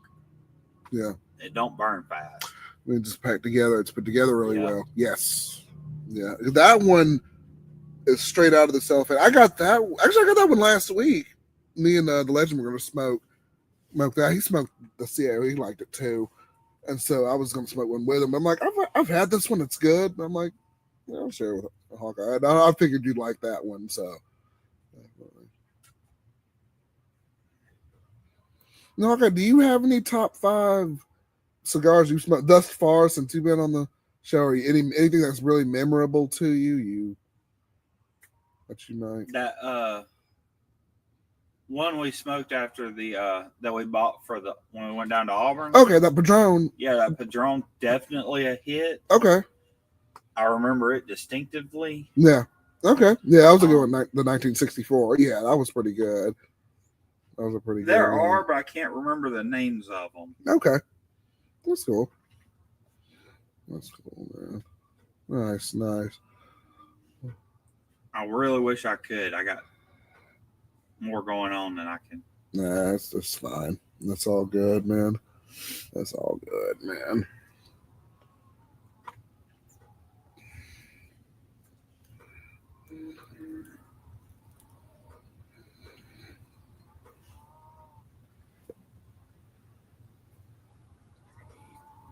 That one, boom. It was officially out there. Out there, it's getting a little spongy towards the end. Yeah, so that one is officially out. No respect on that one. That was kind of mid for that cigar. So we're show you the band one last time with the respect on there. Was it respectful enough? I don't know. So would that one fall on your top 5 worst? Yeah, it was. Yeah, not the worst, but yeah, it's probably gonna be on there. I might do my reviews at the end of the year for those cigars. What did you pay for those? Honestly, I don't even remember. I'm gonna be honest. I think it came. I want to say it came in a bundle pack. I want to say like a cheaper bundle pack. So I don't think it was very expensive. To be fair, I would have to know the price for me to rate it. Okay. Because if it's under about $8, I'm not gonna say it's a steal, but it's a good deal. Yeah. There's some good under $8 cigars, definitely. Well, that would be a good, that'd be a good quick go-to. It's light. It's easy to smoke. You could smoke that while you were driving. That'd be a good time to smoke it. Yeah. There you go. Yep.